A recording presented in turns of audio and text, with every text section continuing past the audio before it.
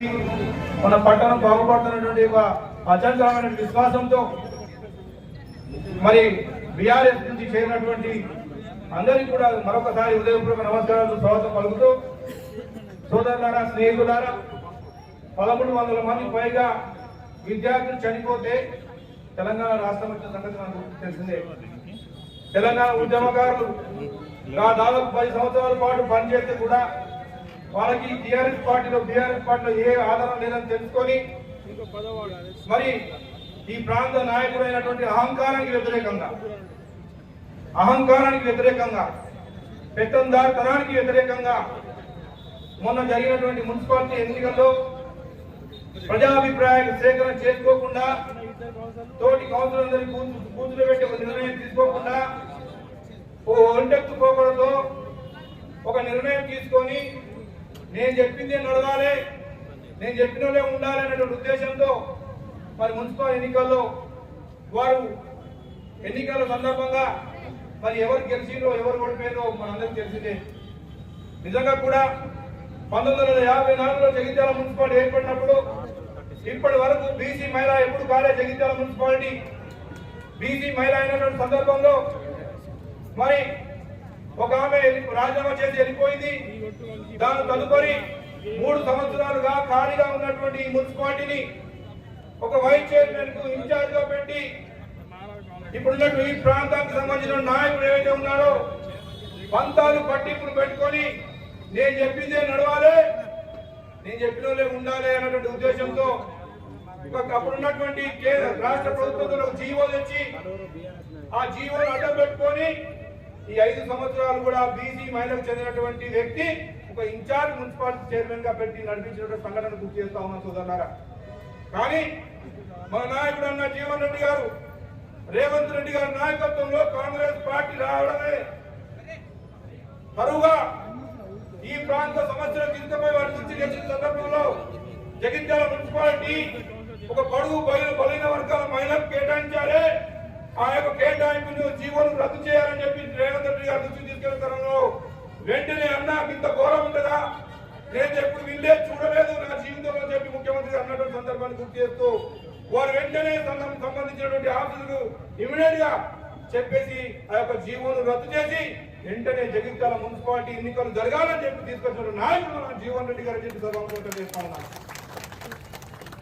మనకు ప్రజాస్వామ్యం పట్ల ఒక నిబద్ధత ఉన్నది, అందులో ఈ భారతదేశంలో మహిళలను ఒక దేశ మాతగా, ఒక శ్రీమూర్తిగా కీర్తించేటువంటి దేశం మనది. అందులో ఒక పొడుగు బలైన వర్గాలకు చెందినటువంటి మహిళను ఇన్ని రోజులు తొక్కుపెట్టి మరి పెద్ద మనిషి తతంగాలు అహంకారంతో మాట్లాడుతున్న సందర్భాన్ని నేను గుర్తు చేస్తా ఉన్నాను. అంతేకాదు సోదరులారా, ప్రజాస్వామ్య పద్ధతిలో గెలిచినటువంటి వారిని ఉండిపోతే పోనటువంటి రైతులు ఉండిపోతే పోనటువంటి ఒక ఆలోచనతో అహంకారంతో నిర్ణయాలు తీసుకొని ఆ యొక్క నిర్ణయాన్ని వ్యతిరేకించి ఈ రోజు అడ్వాల్ జ్యోతి గారి నాయకత్వంలో మరి కాంగ్రెస్ పార్టీకి రావడం జరిగిందని సభాముఖంగా తెలియజేస్తా ఉన్నాను. నిజంగా కూడా జీవన నాయకత్వాన్ని బలపరచడానికి రావడం చాలా సంతోషంగా భావిస్తా ఉన్నాను. మీ యొక్క పోరాటం వృధా కాదు. రానున్నటువంటి రోజుల్లో ఇంకా 50 సంవత్సరాలు 100 సంవత్సరాలు చరిత్రలో నిలిచిపోయేటువంటి ఒక దురహంకారానికి నిదర్శనంగా మేము పోరాటం చేశాం. అన్న జీవన నాయకత్వంలో కాంగ్రెస్ పార్టీ కలిసినటువంటి మహత్తరమైన ఆలోచన ఉంటున్నటువంటి భావన నేను వ్యక్తపరుస్తా ఉన్నాను. దాంతో పాటుగా ఈ ప్రాంతం ప్రశ్నించేటువంటి గడ్డ జగిత్యాల చైత్రయాత్ర అందరికీ తెలిసిన విషయమే. ప్రపంచాన్ని దాటి ఈ జగిత్యాల ఆదర్శంగా తీసుకున్న తరంలో మరి అడ్వాల్ జ్యోతి గారు వారికి సంబంధించిన కౌన్సిలర్ గారు కూడా ఒక సంకల్పంతో తప్పకుండా ఈ పెత్తందారులకు వ్యతిరేకంగా పోరాటం చేయాలి అన్న ప్రజాస్వామ్య కాంగ్రెస్ పార్టీ నాయకత్వంలో అన్న జీవన్ రెడ్డి గారి నాయకత్వంలో కాంగ్రెస్ పార్టీ చేయాలి అనేటువంటి ఉద్దేశంతో వారికి వచ్చిన సందర్భాన్ని గుర్తు చేస్తా ఉన్నాను. ఈ ప్రాంతం అభివృద్ధి చిరునామా అన్న జీవన్ రెడ్డి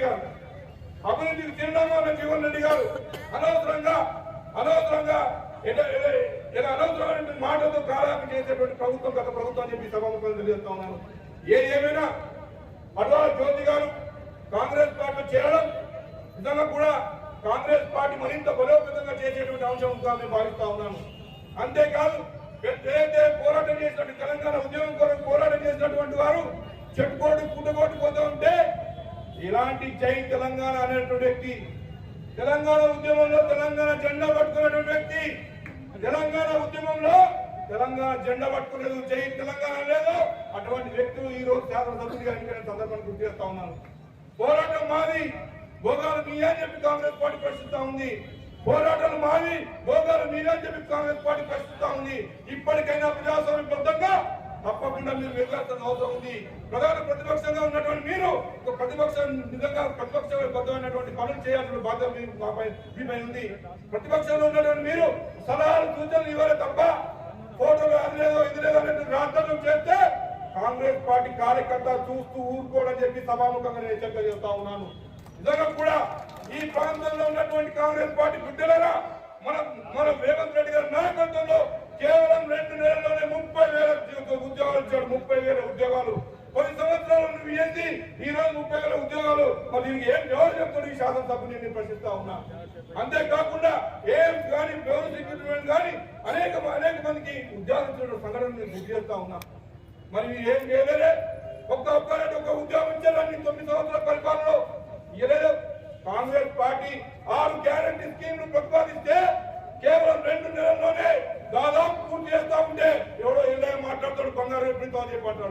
మేమంటాం తప్పకుండా ఇస్తాం, తప్పకుండా ఈ ప్రాంతంలో ప్రజలందరూ కూడా 6 గ్యారంటీ స్కీమ్లు కూడా ఇచ్చేటువంటి కార్యక్రమం చేపడతాం. 200 యూనిట్ కార్యక్రమం ఏదైతే ఉందో ఇదే వారణాసి మల్లవ గారి వారణాసి మల్లవ వారి ప్రాంతంలో పేద ప్రజలు 100కి 100 బాలు ఉండేటువంటి పేద ప్రజల పురుషులకు కూడా 200 యూనిట్లు అన్న జీవన్ రెడ్డి గారి నాయకత్వంలో వాళ్ళ ప్రారంభించుకున్నామని చెప్పి తెలియజేస్తా ఉన్నాను. నేరుగా ఇల్లు లేనటువంటి ఏదైతే పేదలు ఉన్నారో 5 లక్షల రూపాయలు గౌరవ ముఖ్యమంత్రి రేవంత్ రెడ్డి గారు ఈ రోజు అనౌన్స్ చేయబోతా ఉన్నారు. అంతేకాదు సిలిండర్ కూడా గతంలో 1400-1500 ఉన్నటువంటి కార్యక్రమంలో భాగంగా 500 రూపాయలకి సిలిండర్ ఇవ్వబోతా ఉన్నారు. ప్రతి ఒక్క ఇంటికి రేషన్ కార్డు ఉన్నటువంటి వ్యక్తులకు ఇవ్వబోతా ఉన్నాడు.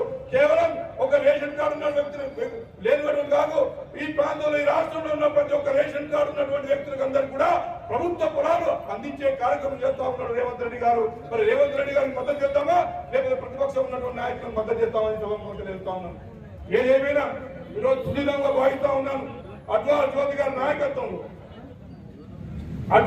గారి నాయకత్వంలో కాంగ్రెస్ పార్టీ చేరిన సందర్భంగా వారి జిల్లా కాంగ్రెస్ పార్టీ పక్షాన హృదయపూర్వక నమస్కారం తెలియజేస్తూ మరొక పరీక్ష మనకు నిలక ఉందని సోదరులారా, మనం మరొక పరీక్షతో గెలిపించుకొని పార్లమెంట్ పంపించాల్సిన బాధ్యత ఉందని చెప్పి సందర్భంగా తెలియజేస్తా ఉన్నాను. అంతేకాదు రాహుల్ గాంధీ గారిని ప్రధానమంత్రి చేయాలి, అన్న జీవన్ రెడ్డి గారిని పార్లమెంట్ పంపించాలి. రాహుల్ గాంధీ గారు ప్రధానమంత్రి చేయాలి, అన్న జీవన్ రెడ్డి గారిని పార్లమెంట్ పంపించాలనే గొప్ప సంకల్పంతో మీరందరూ వచ్చినప్పుడు ఆడబిడ్డలందరూ కూడా మీరు ఒక్కొక్కరు ఒక్క వ్యక్తి కాదు ఒక శక్తిగా మార్చుకొని ప్రాంతంలో ఉన్న అందరూ కూడా ఇంటింటికి గడప వరకు పోయి రేవంత్ రెడ్డి అన్నకి ఈ పని చేస్తున్నాడు, అన్న జీవన్ రెడ్డికి ఈ పని చేస్తున్నాడు, కాంగ్రెస్ పార్టీకి పని చేస్తున్నాడని చెప్పి మన అందరూ నాయకత్వం పార్లమెంట్ పంపించిన బాధ్యత మనం తీసుకోవాలని చెప్పి సభలో తెలియజేస్తూ మరొకసారి అడ్వాల జ్యోతి చైర్పర్సన్ గారి నాయకత్వంలో అందరూ కూడా కౌన్సిలర్ సోదరులందరూ కూడా కాంగ్రెస్ పార్టీ చేరిన సందర్భంగా మరి హృదయపూర్వక స్వాగతం సుస్వాగతం పలుకు ముగిస్తున్నారు. జై హింద్, జై కాంగ్రెస్. సీనియర్ కాంగ్రెస్ నాయకులు ఈ ప్రాంత తెలిసింది ఏమంటే ఇంతకుముందు జరిగినటువంటి ఒక మున్సిపల్ ఎలక్షన్స్ లో మామూలుగా అంటే ఎప్పుడు కూడా చరిత్రలో జరిగినటువంటి ఒక విషయం, కౌన్సిలర్ల దగ్గర లేదా కౌన్సిలర్ టికెట్ల కోసం డబ్బులు తీసుకొని అక్కడ ఉన్నటువంటి ఒక నాయకులకి అన్యాయం చేసి ఎవరు డబ్బులు ఇస్తే వాళ్ళకి అన్న చందంగా టికెట్లు అమ్ముకోవడం అనేది నిజంగా మన యొక్క రాష్ట్ర చరిత్రలో మొట్టమొదటిసారి. అదే మనం కాంగ్రెస్ పార్టీలో కనుక చూసినట్లయితే టికెట్ ఇస్తూ వాళ్ళకి భరోసాగా ఉంటూ వాళ్ళకి కావాల్సినటువంటి సామాగ్రిని అంతా కూడా ఇచ్చి వెనక ఉండి ప్రోత్సహించడం చూసాం. ఎందుకంటే 2014లో కాంగ్రెస్ టికెట్ ద్వారా మన 20వ వార్డులో పోటీ చేయడం జరిగింది. ఆ తర్వాత నేను అనూహ్యంగా ఓటమి చెంది కొంత నిరాశగా ఉన్నటువంటి ఒక సమయంలో మన జీవన్ రెడ్డి సార్ గారు నాకు చాలా వెన్నుతట్టి నేను ఉన్నానని చెప్పేసి ధైర్యం ఇవ్వడం జరిగింది. కానీ కొన్ని కారణాల వల్ల నేను టీఆర్ఎస్కు వెళ్ళి అక్కడ ఆ శాసనసభ్యునికి విజయానికి నా వంతుగా చాలా కష్టపడడం జరిగింది. అయితే నేను ఈ వార్డుకు టికెట్ కోరగా ఆ టికెట్ను అసలు నా వార్డుకి సంబంధం లేనటువంటి ఒక వ్యక్తికి టికెట్ అమ్ముకొని నాకు అన్యాయం చేయడం జరిగింది. సో అప్పటి నుంచి కూడా నేను కొంత నిరాశలో ఉన్నాం వాస్తవం. అయితే అప్పటికి కూడా చాలాసార్లు నాకు మన సార్ జీవన్ రెడ్డి గారు నన్ను మళ్ళీ సాదరంగా ఆహ్వానించి పార్టీలో చేర్చుకొని నీకు నేనున్నా అంటూ భరోసా ఇవ్వడంతో నేను ఈనాడు జీవన్ గారి సారథ్యంలో కాంగ్రెస్ పార్టీలో చేరడం జరిగింది. అలాగే అక్కడ ఉన్నటువంటి ఒక నియంతృత్వ పోకలకు తాజా నిదర్శనం మన యొక్క చైర్మన్ ఎన్నిక. ఇంతకుముందు ఉన్నటువంటి ఒక బీసీ పద్మశాలి వర్గానికి చెందినటువంటి ఒక చైర్మన్ రాజీనామా చేస్తే అట్టి స్థానాన్ని మా పద్మశాలకే ఇవ్వాలని చెప్పేసి మేమందరం కూడా కోరడం జరిగింది. అయితే దాన్ని తను నిరాకరిస్తూ తను చెప్పిందే వేదం ఉన్నట్లు నేను చేస్తేనే చెప్పిందే వేదం నేను చేయనట్లే ఉండాలి అని చెప్పేసి నియంత్రణతో పోవడంతో వారిని ఇవ్వకుండా ఇంకొకరికి ఆయన స్థానం కేటాయించడం, ఆ తర్వాత అనూహ్యంగా మా సామాజిక వర్గానికి చెందినటువంటి ఒక అడవాల జ్యోతి లక్ష్మణ్ గారు ఈ యొక్క చైర్మన్ స్థానాన్ని కైవసం చేసుకోవడం, ఇన్ని రోజులైనా కూడా అక్కడ ఉంటే పద్మశాలిలకి కానీ బీసీకి కానీ ఎలాంటి న్యాయం జరగదు అనేటువంటి యొక్క సంఘటన దానికి ఉదాహరణ. కాబట్టి మాకు ఎప్పటికీ కూడా అక్కడ స్థానం లేదు అని చెప్పేసి మా యొక్క పద్మశాలిలకి అన్యాయం జరగడం, అలాగే బీసీలకు అన్యాయం జరగడం సహించలేక జీవన్ గారి సారథ్యంలోకి వారు రావడం, వారికి సపోర్ట్గా వారితో పాటు మేము కూడా పార్టీలో చేరడం, ఇదంతా కూడా ఇప్పుడు ఇవాళ జరిగినటువంటి మీకు ముందు చెప్తున్నటువంటి ఒక వాస్తవం. కాబట్టి ఇప్పటికైనా కూడా మేము అలాంటి నియంతృత్వపోవడం ఒక పార్టీ నుంచి బయటకు వచ్చి మేము సామాజికంగా మనకి న్యాయం చేసేటువంటి ఒక నాయకుడైనటువంటి ఒక జీవన్ రెడ్డి గారి ఆధ్వర్యంలో చేరడం చాలా సంతోషం కలిగిస్తుంది. ఎందుకంటే ఎప్పటికీ కూడా జగిత్యాలలో ఫుల్ టైం తన యొక్క జీవితాన్ని అంతా కూడా రాజకీయాలకి అంకితం చేసి ప్రజల యొక్క శ్రేయస్సు కోసం పాటుపడుతున్నటువంటి ఒక నాయకుడు మన జీవన్ రెడ్డి గారు. కానీ మిగతా పార్టీలో కనుక చూసినట్లయితే అందరూ కూడా పార్ట్ టైం నాయకులుగా ఉన్నటువంటి ఒక సందర్భం. అలాగే పార్ట్ టైం పార్టీలు వస్తున్నాయి పోతున్నాయి, అలాగే నాయకులు కూడా వస్తూ పోతున్నారు. కానీ నిరంతరం మన యొక్క ఉన్నతి కోసం, జగిత్యాల యొక్క అభివృద్ధి కోసం పాటుపడుతున్నటువంటి ఒక జీవన్ రెడ్డి గారి యొక్క సారథ్యంలో మేము చేరడం చాలా సంతోషం. దానికి అందరికీ కూడా మేము కృతజ్ఞతలు తెలియజేస్తున్నాం. ఉన్నని ఎలాగైనా కూడా పార్లమెంట్ ఎంపీగా అఖండ మెజార్టీతో సాధించడానికి మా వంతు ప్రయత్నం మేము చేస్తామని చెప్పేసి కృషి చేస్తామని చెప్పి ఈ సభాముఖంగా తెలియజేస్తూ ముగిస్తున్నాం. Thank you.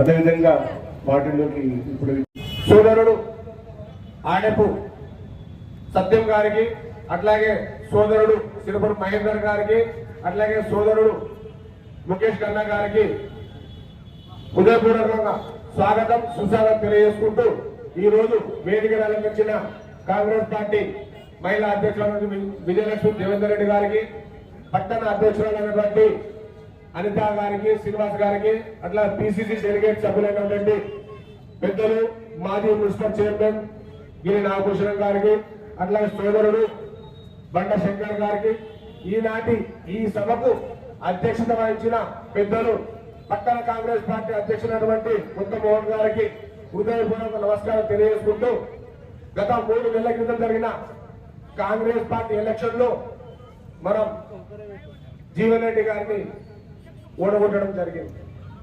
ఈ రోజు కాంగ్రెస్ ప్రభుత్వం రాగానే ఏదైతే కాంగ్రెస్ ప్రభుత్వం మేనిఫెస్టోలో ప్రకటించిన 6 గ్యారంటీలను 3 నెలల లోపలే 6 గ్యారంటీలు 4 గ్యారంటీలు అమలైపోయినాయి.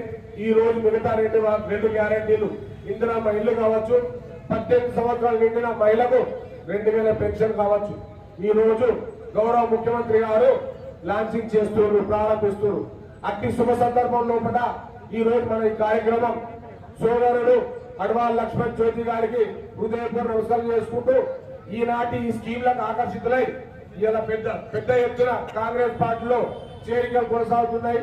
అట్టి చేరికలన్నీ అందరం కలిసి మన పెద్దలు జీవన్ రెడ్డి గారి నాయకత్వాన్ని బలపరిచి రాబోయే మళ్ళీ మనకి ఎలక్షన్ ఉంది, ఎంపీ ఎలక్షన్.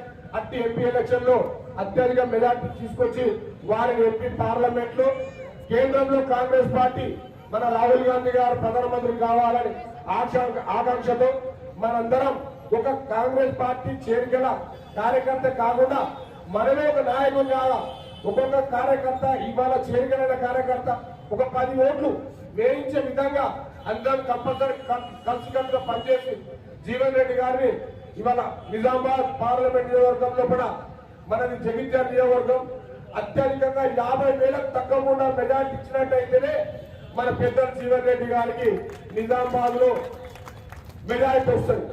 అందరం కలిసికట్టుగా పనిచేసి 50,000 మెజార్టీ తగ్గకుండా అందరం కష్టపడ్డట్టయితేనే మన జీవన్ రెడ్డి పెద్దలకు రాష్ట్ర ప్రభుత్వం దగ్గర కానీ కేంద్ర ప్రభుత్వం పెద్దల దగ్గర కానీ మంచి గుర్తింపు ఉంటుంది. జీవన్ రెడ్డి అనేది జగిత్యాల జీవన్ రెడ్డి అనే పేరు కూడా నిలబెట్టాల్సిన బాధ్యత మన జగిత్యాల పట్టణ కాంగ్రెస్ పార్టీ కార్యకర్త ఉందని తెలియజేసుకుంటూ నాకు ఈ అవకాశం ఇచ్చిన పట్టణ కాంగ్రెస్ పెద్దలందరూ కృతజ్ఞతలు తెలియజేసుకుంటూ ముగిస్తారు. జై హింద్, జై కాంగ్రెస్. ఈరోజు పార్టీలో అయినటువంటి సీనియర్ అడ్వకేట్ తిరుపురం మహేందర్ సోదరులు కూడా ఒక నిమిషం మాట్లాడుతూ కోరుతున్నాం.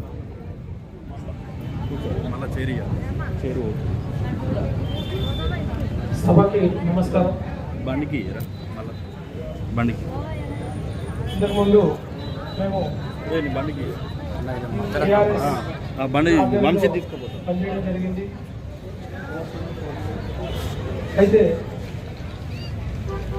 అక్కడ ఉన్నటువంటి నాయకుని నియంత్రణతో పోగడలు, అలాగే వారు డబ్బుకి ఇచ్చినటువంటి ఒక ప్రాధాన్యత మనుషులకు ఇవ్వరు అనేటువంటి ఒక విషయం మాకు ఈరోజు చేరుతున్నటువంటి సందర్భంలో కార్యక్రమానికి ముఖ్య అతిథిగా ఇచ్చేసినటువంటి పెద్దలు, ఈ జగిత్యాల ప్రాంత అభివృద్ధి తన సంక్షేమంగా, తన ధ్యేయంగా, ప్రజల సంక్షేమం, బడుగు బలహీన ప్రజల అభివృద్ధి తన ధ్యేయంగా జీవితం కొనసాగిస్తున్నటువంటి నాయకుడు.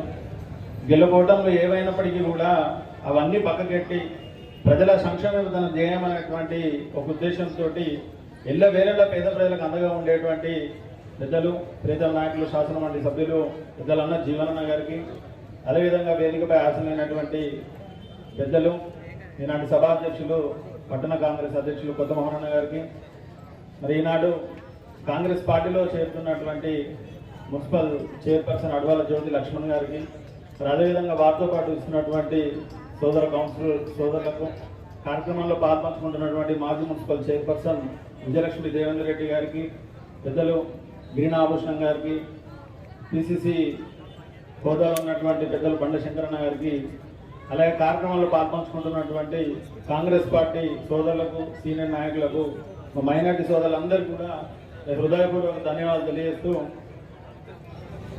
కాంగ్రెస్ పార్టీ అనేది నిజంగా బడుగు బలహీన వర్గాల ఇంటి పార్టీ లాంటిది.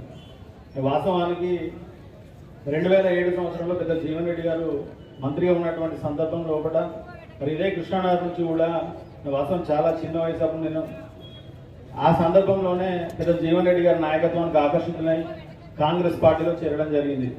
మరి ఆనాటి నుండి పెద్దలు బండశంకరన్న గారి సహకారంతో, దేవేంద్రన్న సహకారం గారితో ఎన్ఎస్సిఐ మండల అధ్యక్షుడిగా, పట్టణ అధ్యక్షుడిగా, జగిత్యాల నియోజకవర్గం అలాగే జగిత్యాల జిల్లా అధ్యక్షుడిగా పనిచేసేటువంటి అవకాశం పెద్ద జీవన్ రెడ్డి గారు నాకు కల్పించడం జరిగింది. కొన్ని కారణాల వల్ల నేను దూరం ఉన్నప్పటికీ కూడా నేను ఈరోజు మనస్ఫూర్తిగా జీవన్ రెడ్డి గారి నాయకత్వాన్ని బలపరిచే విధంగా, అదేవిధంగా జీవన్ రెడ్డి గారిని అత్యున్నతమైనటువంటి స్థానంలో చూసే విధంగా మరి ఈరోజు కాంగ్రెస్ పార్టీలో చేయడం జరుగుతుంది. మరి ఈనాటి ఈ సందర్భంగా నేను నిజంగా అన్నట్టే వాస్తవానికి ఒక విషయం ఒప్పుకోవాల్సిన సందర్భం. ఈరోజు ఇంత హ్యాపీగా ఇంతమంది తిరిగి కాంగ్రెస్ పార్టీకి రావడానికి ముఖ్యంగా ఒక 3 కారణాలు. మొట్టమొదటిగా సరే ఎవరు ఏమనుకున్నా కూడా నా మనసులో విషయాలు చెప్పదలుచుకున్నాను. ఎందుకంటే ఇక్కడ ఉన్నటువంటి మా పద్మశాలి సోదరులే కానివ్వండి, నేను కులానికి విశ్వబ్రాహ్మణుడు సార్, ఎందుకంటే వాళ్ళ ఇంట్లో మనుషులు ఎక్కడ ప్రతి కార్యక్రమంలో నేను వాళ్ళతో పాల్పంచుకుంటా కాబట్టి, సాధక బాధలు చేసినటువంటి పద్మశాలి కాబట్టి ఈ సందర్భంగా నేను కొంచెం మంది పేర్లు చెప్పదలుచుకున్నాను సార్.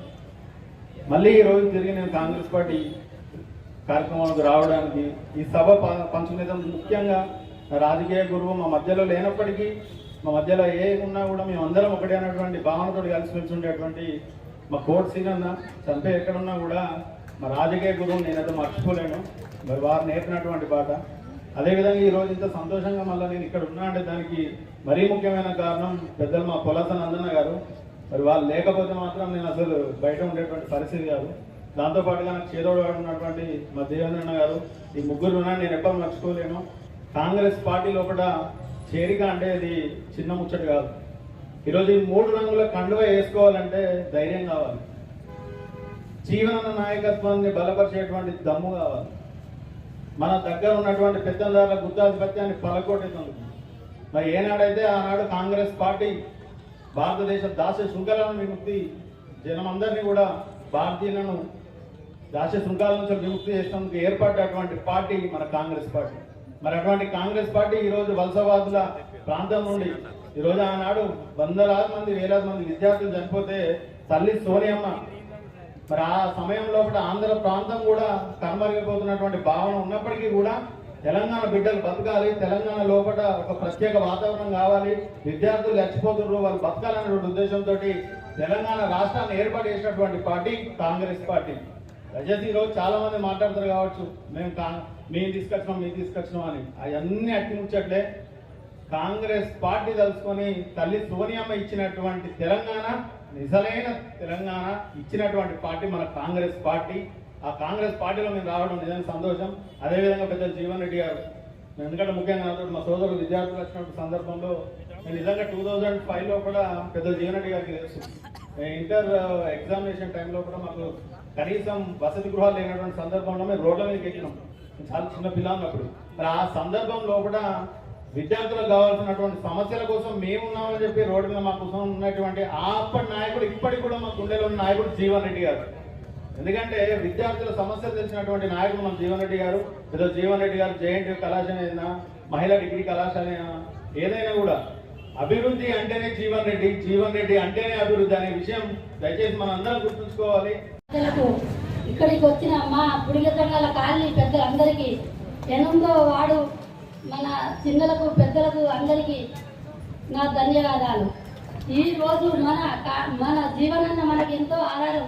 ఎందుకంటే మన బుడిగ సంఘాలకు మన జీవనన్న, మన రేవంత్ అన్న మనకు ఎంతో అండగా ఉండాలని నేను మనస్ఫూర్తిగా కోరుకుంటున్నాను. ఎందుకంటే మన రేవంత్ అన్న 6 గ్యారంటీలు ఇస్తానన్నాడు కాబట్టి 6 గ్యారంటీలు ఇస్తాడు, మనం చూస్తాం. 6కు 6 12 పనులు మన రేవంత్ అన్న మనం చేస్తాడని నా మనస్ఫూర్తిగా కోరుకుంటున్నాను. ఎందుకంటే ఒకప్పుడు మన లక్ష పదాల్లో ఇచ్చింది కాబట్టి మన రేవంత్ అన్న 1,00,000 రూపాయలు తులం బంగారం వస్తుంది. ఎందుకంటే తులం బంగారం అంటే ఆడవాళ్ళకంటే బంగారం అంటే ఎంతో ఇష్టం.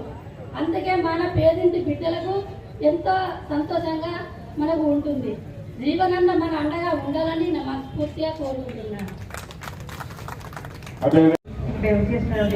సభ మీద ఉన్నటువంటి పెద్దలందరికీ నమస్కారాలు. మరియు విశేషమైనటువంటి సోదరులందరికీ కూడా హృదయపూర్వక నమస్కారాలు తెలియజేస్తున్నాను. ఈ రోజు కాంగ్రెస్ పార్టీ అధికారంలోకి రావడం వలన మనకు అమలు చేస్తున్నటువంటి కార్యక్రమాలను చూసి జగిత్యాలలో ఉన్న ప్రజలందరూ కాకుండా రాష్ట్రమంతా కూడా, దేశమంతా కూడా మనకు పార్టీలకు రావడానికి చాలా మంది ఉత్సాహం చూపిస్తున్నారు. మరియు ఇంకొకటి చెప్పాలంటే మన గత ఎలక్షన్లలో ఎమ్మెల్యే ఎలక్షన్లప్పుడు వీళ్ళందరినీ జనాలు ఇప్పుడు వస్తున్నటువంటి వాళ్ళని కూడా అదిరించి బెదిరించి, ఎందుకంటే గవర్నమెంట్ రాదు మీరు అందులోకి పెట్టే మీకు ఇలాంటి అలాంటి అని చెప్పి వాళ్ళని అదిరించి బెదిరించి మన ఓట్లు రాకుండా చేయకుండా చేసి జీవన్ రెడ్డి గారిని గెలవకుండా చేయడం జరిగింది. ఇప్పుడు ఆపడం కూడా ఎవరి తర కాదు. ఇప్పుడు మొన్న కళ్యాణలక్ష్మి చెక్కులు పంచుతున్నప్పుడు ఉన్న ఇక్కడ ఎమ్మెల్యే గారు ఏమని చేశారంటే, ఒక ప్రభుత్వం పరంగా ఉన్నటువంటి చెక్కుల పంపిణీ జరిగినప్పుడు మనకు చీరలు తీసుకురావడం జరిగింది. అమ్మ చీరలని మనవే మన బతుకమ్మ పండుగ అప్పుడు చీరలు పంచడం జరిగింది. ఆ చీరలని పంచకుండా ప్రతి వార్డులో మీరు కనుక్కోండి, ప్రతి వార్డులో కూడా తెలుసుకోండి, ఎవరికి కూడా చీరలు ఇవ్వకుండా వాటిని అట్లనే అంటి పెట్టుకొని వాటిని వేగిస్తున్నామనే విధంగా దాని మీద ఒక ముఖ్యమంత్రి గతంలో ఉన్నటువంటి ముఖ్యమంత్రి బొమ్మలు వేసి కావాలని చేసి రచ్చరచ్చ చేయడానికి ప్రతి ప్రోగ్రామ్ ని ఈ విధంగా చేస్తున్నారు. వాళ్ళకి ఇక్కడ ఇంకా కూడా బుద్ధి రాలేదు. అలాగే ఇంకొకటి, ఇప్పుడు మనకు వచ్చే గవర్నమెంట్ ప్రభుత్వం కూడా ఏ విధంగా రాష్ట్రంలో ఏ విధంగా అయితే కాంగ్రెస్ పార్టీ వచ్చిందో దేశంలో కూడా ఖచ్చితంగా కాంగ్రెస్ పార్టీ వస్తుంది. నమ్మండి. ఈసారి కూడా మీరు అలా మోసపోకుండా నమ్మి ఖచ్చితంగా అందరూ కాంగ్రెస్ పార్టీకి ఓటేయండి. ఒకప్పుడు ఏం జరిగిందంటే మనకు మన చాణక్యుడు తెలుసు కదా, ఆర్థిక తత్వవేత్త ఉంటారు. అతను ఏంటంటే ఒక రాజుగా పరిపాలన చేసినట. ఒక రాజ్యంలో ఎప్పుడు అందరినీ ప్రజల్ని ఇలాగే మోసం చేస్తూ పరిపాలిస్తుంటే అప్పుడు ఆ రాజుకి ఏం తోయలేదు. అప్పుడు మీరు చూడండి, ఇంకా కావాలంటే ఆ చాణక్యుడి సూక్తులు చూడండి. అందులో ఏమనుందంటే ఆ రాజు ఏం చేసినట్ట, ఒక బూచిలాగా భగవంతుని సృష్టించాడట. భగవంతుని చూసి జనాల్ని అందరినీ దాని మీదకి మలిచాడు. ఏంటంటే ఎవరైనా అమ్మాయి, ఇప్పుడు నువ్వైనా నేనైనా ప్రజలు ఎవరైనా దేవుడు అంటే చాలా నమ్ముతాం. మనకి ఏదైనా చిన్న ఆపద వచ్చినా మనం దేవుడిని మొక్కుతాం. దాన్ని ఇప్పుడు ఉన్న ఈ గవర్నమెంట్ ఏం చేస్తుందంటే ఈ బీజేపీ ప్రభుత్వము కేవలం దేవుడి మీద ఓట్లాడుకుంటుంది. వాళ్ళకు చేసే అభివృద్ధి ఏమి చెప్పలేక ఆ విధంగానే ఆ రాజు ఏం చేశాడట, దేవుడిని బూచిగా చూపించి అందరికి నమ్మకం కలిగించి అలా ఓటు దండుకొని ఆ విధంగా పరిపాలన చేసినట్టు ఇప్పుడు మన బీజేపీ ప్రభుత్వం కూడా చేస్తుంది. దాన్ని మీరు అందరూ ఏంటంటే తిప్పి కొట్టండి. ఖచ్చితంగా ఈసారి ఏ ఒక్కరు మీరు ఉన్న వాళ్ళు కాకుండా మీరు ఏ ఊర్లో ఉన్న వాళ్ళకైనా కానీ కాంగ్రెస్ ఓటేయమని చెప్పండి. ఖచ్చితంగా కాంగ్రెస్ ఓటేసి మన దేశంలో కూడా కాంగ్రెస్ పార్టీ వస్తుందని నమ్మి అందరినీ కూడా కాంగ్రెస్ పార్టీ ఓటేసి గెలిపించాలని కోరుతూ ఈ అవకాశం ఇచ్చినందుకు కృతజ్ఞతలు. పట్టణ మున్సిపల్ కౌన్సిల్ కన్నపల్లి ఈరోజు మార్కండేయ టెంపుల్ ప్రాంతంలో కూడా చేస్తున్న కార్యక్రమం తెలియజేస్తూ, మరి ఈరోజు రాష్ట్ర ప్రభుత్వం చేపట్టిన కార్యక్రమాలను గమనిస్తూ, మరి వాళ్ళ ఉన్న పార్టీలో వాళ్ళకి జరిగిన అన్యాయాలను చూస్తూ, మరి ఇప్పుడు వాళ్ళు పార్టీ మారినందుకు వారికి నిజంగా పార్టీ తరఫున నేను ధన్యవాదాలు తెలియజేస్తూ, మరి గత 40 సంవత్సరాల నుండి జగిత్యాల ప్రాంతంలో ఏ అభివృద్ధి జరిగిందంటే అది జీవన్రెడ్డి గారు తోడు జరిగిందని చెప్పాలి. మీ ఎదురుగా కనబడే కాంగ్రెస్ కూడా జీవన్రెడ్డి గారు ఆయాసం జరిగింది. జగిత్యాల వాటర్ ట్యాంకులే కానీ ప్రతి అభివృద్ధి ఏ చేసినా టీఆర్ఎస్ ప్రభుత్వం వచ్చిన తర్వాత మెరిపించడం అది చేయలేదు. లైట్లు పెట్టడం మాత్రం బాగా చేసింది. మేము కట్టిన డిమాండ్లు కూడగొట్టి కొత్త డిమాండ్లు కట్టడం, లైట్లు మెరిపించడం వాళ్ళు చేసిన అభివృద్ధి. మరి ప్రజలు ఇవన్నీ గమనించి కాంగ్రెస్ పార్టీకి అవకాశం ఇచ్చారు. కాంగ్రెస్ పార్టీ చెప్పిన ప్రకారంగా 6 గ్యారెంటీలను అమలు చేస్తుంది. గతంలో ముఖ్యమంత్రి గారి అపార్ట్మెంట్ దొరకకపోతున్నాయి, మరి ఎక్కడ ఉంటే జరగబోతుంది, ఏం జరగబోతుంది, కొండగడ్డ గారు 70 మంది ఎత్తిపోతే కూడా ఆయన తిరిగి లేకుండా రావడానికి పాపం. కానీ ఇవాళ మన ముఖ్యమంత్రి గారు 16 గంటలు పనిచేస్తున్నారు. మీరందరూ చూస్తున్నారు ఆయన ఎంత కష్టపడారు. కాబట్టి మీరు ఆలోచన చేయండి, గత ప్రభుత్వం ఎట్లుంది, ఈ ప్రభుత్వం ఎట్లుంది. ఇకపోతే కేంద్ర ప్రభుత్వం గతంలో కాంగ్రెస్ పార్టీ యూపీఏ గవర్నమెంట్ ఉన్నాడు, సమర్థమైన 105 రూపాయలు ఉంటే అప్పుడు 70 రూపాయలు పెట్రోల్ ఉండే, ఇప్పుడు 50 రూపాయలు డీజిల్ ఉండే. ఈరోజు 70 రూపాయలు సమర్ క్రూడ్ ఆయిల్ బ్యారెల్ ఉంటే మళ్ళీ రేటు పెరిగింది, తగ్గలే, సగం ధర తగ్గాలి, న్యాయంగా కూడా కానీ తగ్గలే. గ్యాస్ సిలిండర్ 400 ఉండే అప్పుడు, ఇవాళ 1000 రూపాయలు. మరి ఇవన్నీ నిత్యావసర ధరలు కొనాలంటే మా బజార్లకు పోయి దుకాణాలకు పోవాలంటే భయం వేసే పరిస్థితి వచ్చింది. అదుపు లేకుండా అయిపోయింది, పరిపాలన లేదు. ఏమైనా రాముడు అంటారు వాడు, రాముడు మాకు లేడా, మాకు కూడా రాముడు ఉన్నారు. ఇవాళ జగిత్యాల ప్రాంతంలో రామారావు కట్టింది జీవనగా. ఇవాళ ఇంట్లో రామారావు నినాదమైన 20 లక్షలు పెట్టి కాపాడాలి. జగిత్యాల ప్రతి దేవాలయానికి జీవనరెడ్డి గారు సహాయం ఒక దేవాలయం కూడా లేదు. కాబట్టి వాళ్ళకు అభివృద్ధి చేసిన అభివృద్ధి చెప్పుకోలేక కాంగ్రెస్ పార్టీ 65 సంవత్సరాల పరిపాలన చేస్తే అప్పుడు 55 లక్షల కోట్లు అప్పుంటే ఇప్పుడు 165 లక్షల కోట్లు అప్పయింది. అంటే ఈ మోడీ గారు 10 సంవత్సరాల 110 కోట్ల అప్పు పెరిగింది, 110 లక్షల కోట్లు. మళ్ళీ ఏంటంటే గరీబోడికి ఏమొస్తలేదు, గరీబోడికి ఏమొస్తుంది, ధరలు కంట్రోల్ లేదు, ఏది లేదు, మొత్తం ప్రైవేటీకరణ చేసినాయి. ఏటా 2 కోట్ల ఉద్యోగాలు ఇస్తాను అంటే 20 కోట్ల మందికి ఉద్యోగాలు, ఉద్యోగం కూడా లేదు. ఉన్నాయన్నీ ప్రైవేట్ వాళ్ళకి జాగ్రత్త. ఒక అదాని అమ్మాని బస్సుకుంటే చాలు మోడీకి. ఏమంటే బచ్చానియే, కచ్చానియే, జోడునియే అని వేదికగా మాట్లాడుతాం. కానీ ఆయన చేసే లాభం అంతా ఇంటర్నెట్గా అదాని అమ్మాయి చేస్తున్నాం. కాబట్టి ప్రజలు ఇవన్నీ గమనించి రేపు తప్పకుండా మన ప్రాంతంకి వెళ్ళి, మన జీవనగర్ నిజామాబాద్ పార్లమెంట్కి వెళ్ళి పోటీ చేస్తున్నారు.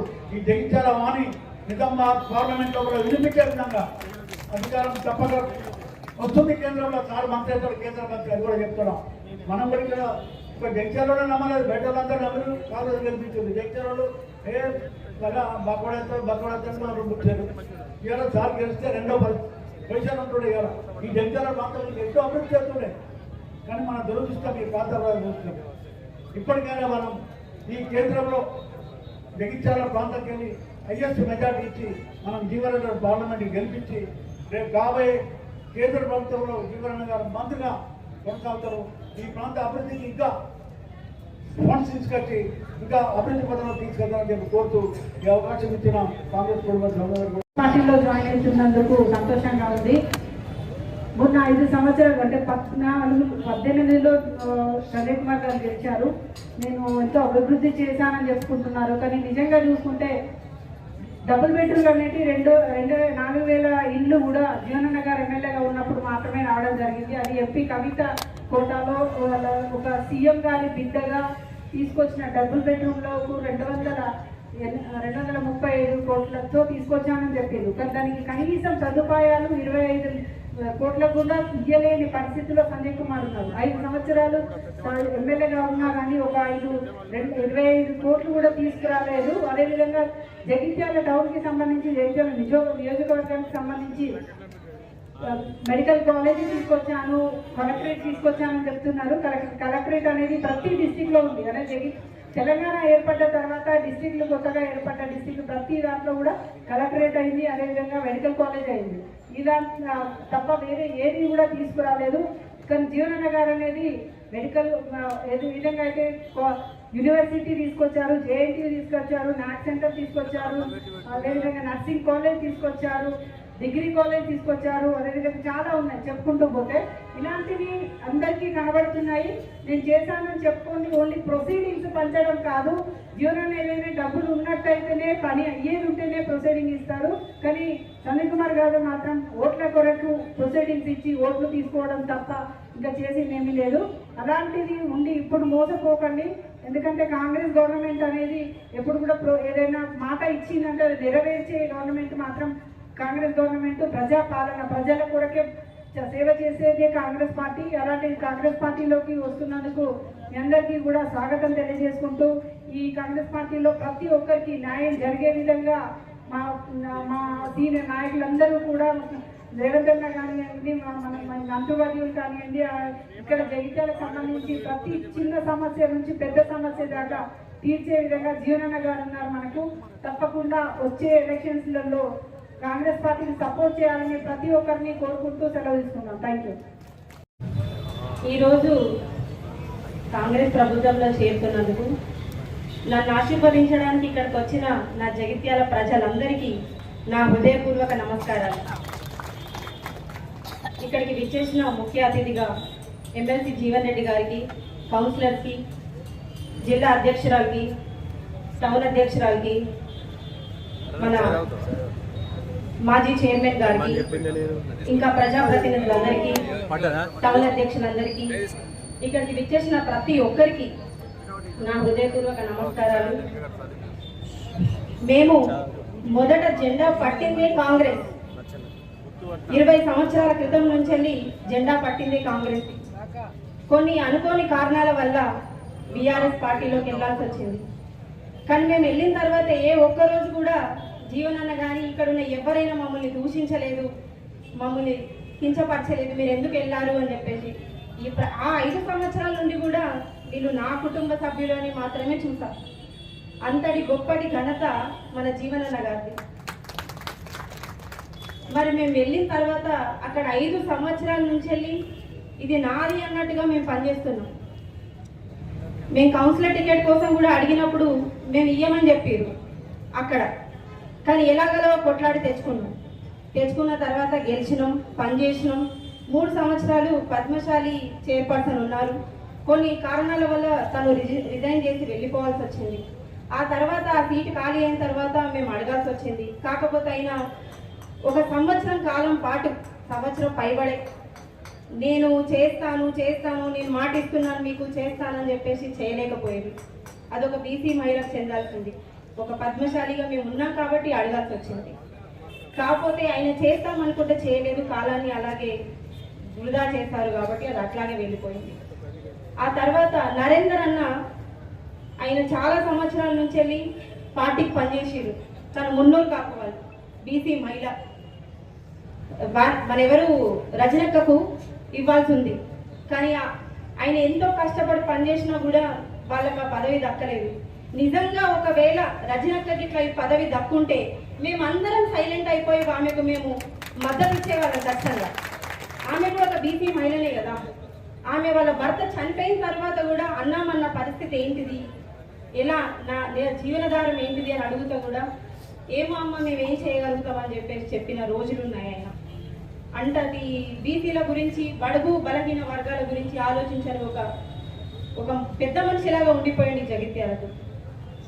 అప్పుడు జీవనన్న చొరవ తీసుకొని మరి ఇది బీసీలకు చెందాల్సింది, ఎలాగైనా ఒక బీసీ మహిళ అక్కడ కూర్చోవాలి అని చెప్పేసి ప్రత్యేకమైన ఒక చొరవ తీసుకొని జీవో తీసుకొచ్చి ఈరోజు ఒక బీసీ మహిళగా నన్ను అక్కడ కూర్చోబెట్టడం జరిగింది. ఇవాళ నేను ఇక్కడ ఉన్నాను ఈ పొజిషన్లో అంటే దానికి కారణం జీవనన్న. ఇక ముందు మనం ఇప్పుడు ఇంతకుముందు ఏమైంది అని అంటే ఒక ఎమ్మెల్యేగా ఆయనను ఓడించడం జరిగింది, ఓడిపోవడం జరిగింది. అది మన దురదృష్టం. ఇక ముందన్న అందరూ కొంచెం ఆలోచించండి. ఎవరు ఈ జగిత్యాన్ని పట్టుకొని ఉంటారు, ఎవరు నాయకులు, పదవిలు ఉన్నా పదవులు లేకపోయినా గత 40 సంవత్సరాలుగా ఈ జగిత్యాన్ని పట్టుకొని ఉంటున్నాడంటే అది ఒక జీవనన్న మాత్రమే. అలాంటి జీవనన్న కోసం ఇక మీరు చూపించండి మేమేం చేయగలుగుతాం జీవనన్నకి, మాతోటి ఏమవుతుంది. ఎమ్మెల్యేగా ఓడిపోయారు, ఆయన బాధపడలేదు. ఇప్పుడు మళ్ళీ మనకు అవకాశం వచ్చింది. ఖచ్చితంగా మనం చూపించుకోవాలి. జీవనన్నని అత్యధిక మెజారిటీతో ఎంపీగా గెలిపియాలి, ఆయనను పార్లమెంట్లో కూర్చుండబెట్టాలి. ఇదందరి మన ధ్యేయం, మన లక్ష్యం. నేను ఇక్కడ నుంచి వెళ్ళిపోయినప్పుడు బాధపడ్డాను, మళ్ళీ ఇక్కడికి వచ్చిన తర్వాత చాలా సంతోషపడుతున్నాను. ఎందుకంటే నేను వెళ్ళిపోయింది కొద్ది రోజులు మాత్రమే, మళ్ళీ ఇక్కడికి వచ్చిన నుంచి అది చాలా సంతోషంగా ఉంది.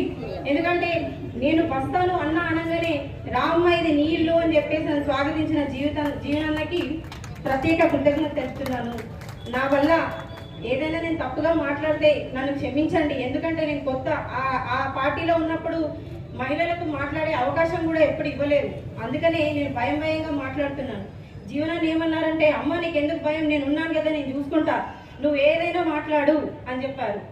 ఒకటి ఏంటంటే నేను ఇంత కష్టపడి ఇవాళ మనం కొట్లాడి వచ్చినాము అంటే జగిత్యాలకు ఏదో చేయడానికే వచ్చినాం.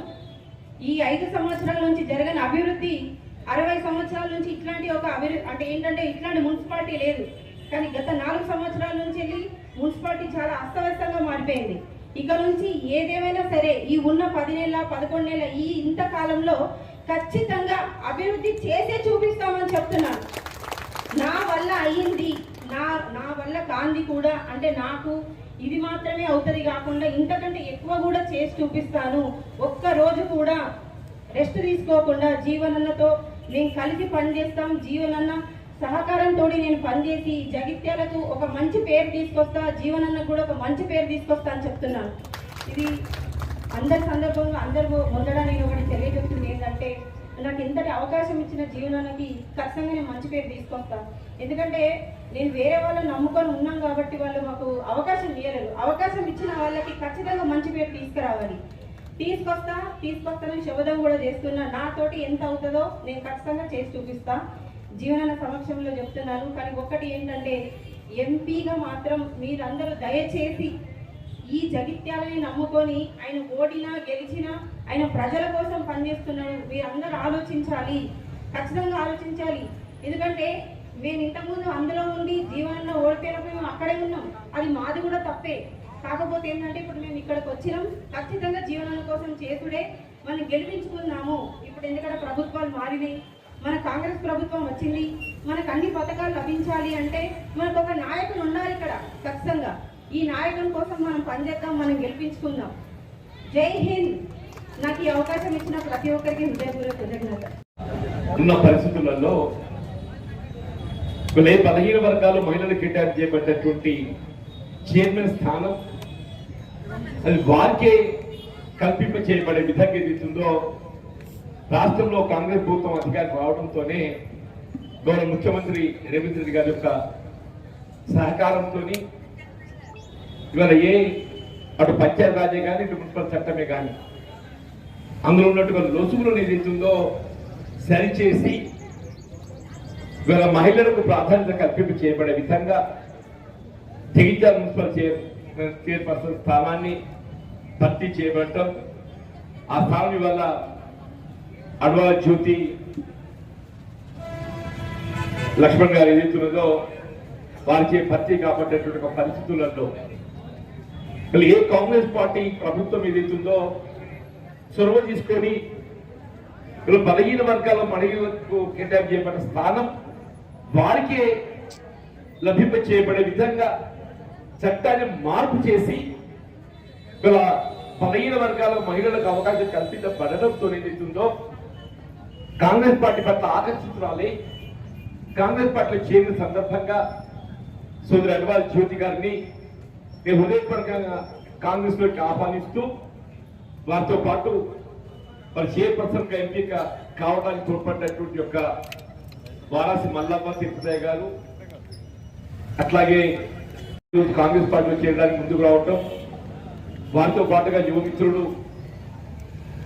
ఇవాళ మహేందర్ గారు ఏదైతుందో యువ న్యాయవాది, మరి గతంలో కాంగ్రెస్ పార్టీ బలోపేతం కొరకు కృషి చేసి మధ్యలో కొన్ని భిన్నాభిప్రాయాలు రావడంతో కొంత దూరమైనప్పటికీ తిరిగి కాంగ్రెస్ పార్టీ బలోపేతానికి ముందుకు వచ్చినందుకు మిత్రుడు మహేందర్ గారిని, అంటే వారితో పాటుగా ఆగం సత్యం గారు, ఇక్కడ పద్మశాలి సేవా సంఘానికి సేవలు అందిస్తున్నటువంటి ఒక సోదరుడు సత్యం గారు, ఇక్కడ ముఖేష్ గారు ఏదైతుందో ఒక విద్యార్థి నాయకుడిగా కాంగ్రెస్ పార్టీ బలోపేతం కృషి చేసి గతంలో ఏదైతుందో మరి పలు సందర్భాలలో నా విజయాన్ని కూడా కృషి చేసింది. సరే కొన్ని మారిన పరిస్థితులకు అనుగుణంగా కొంత మద్యం కాలం దూరమైనప్పటికీ తిరిగి ముందుకు వచ్చినందుకు ఇటు మహేందర్ గారిని, సత్యం గారిని, ముఖేష్ గారిని వారిని కూడా హృదయపూర్వకంగా కాంగ్రెస్ పార్టీలోకి ఆహ్వానిస్తూ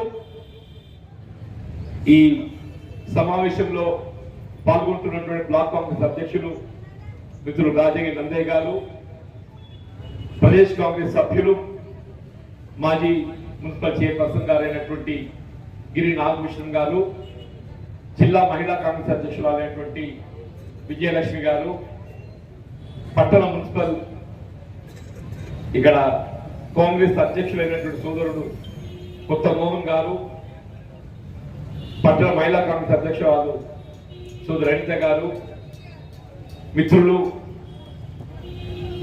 రాష్ట్ర కాంగ్రెస్ నాయకులు, సుదీర్ఘకాలంగా కాంగ్రెస్ పార్టీకి సేవలు అందిస్తున్నటువంటి బండ శంకర్ గారు, జగిత్యాల మున్సిపల్ ఫ్లోర్ లీడర్ గారు అయినటువంటి కల్లపల్లి దుర్గయ్య గారు, ఎల్గేట్ నర్సన్న, ఇంకా ఇతర సీనియర్ కాంగ్రెస్ నాయకులు, ముఖ్యంగా కార్యక్రమం పాల్పంచుకుంటున్నటువంటి జగిత్యాల పట్టణ ప్రముఖులు, మా తల్లులు, ఆడబిడ్డలు, మా యువ మిత్రులు, పాత్రికేయ సోదరులకు అందరికీ హృదయపూర్వకంగా నమస్కారం చెప్తూ, రాజకీయంగా ఏ పార్టీ కానివ్వండి, ఇటు కాంగ్రెసే కానీ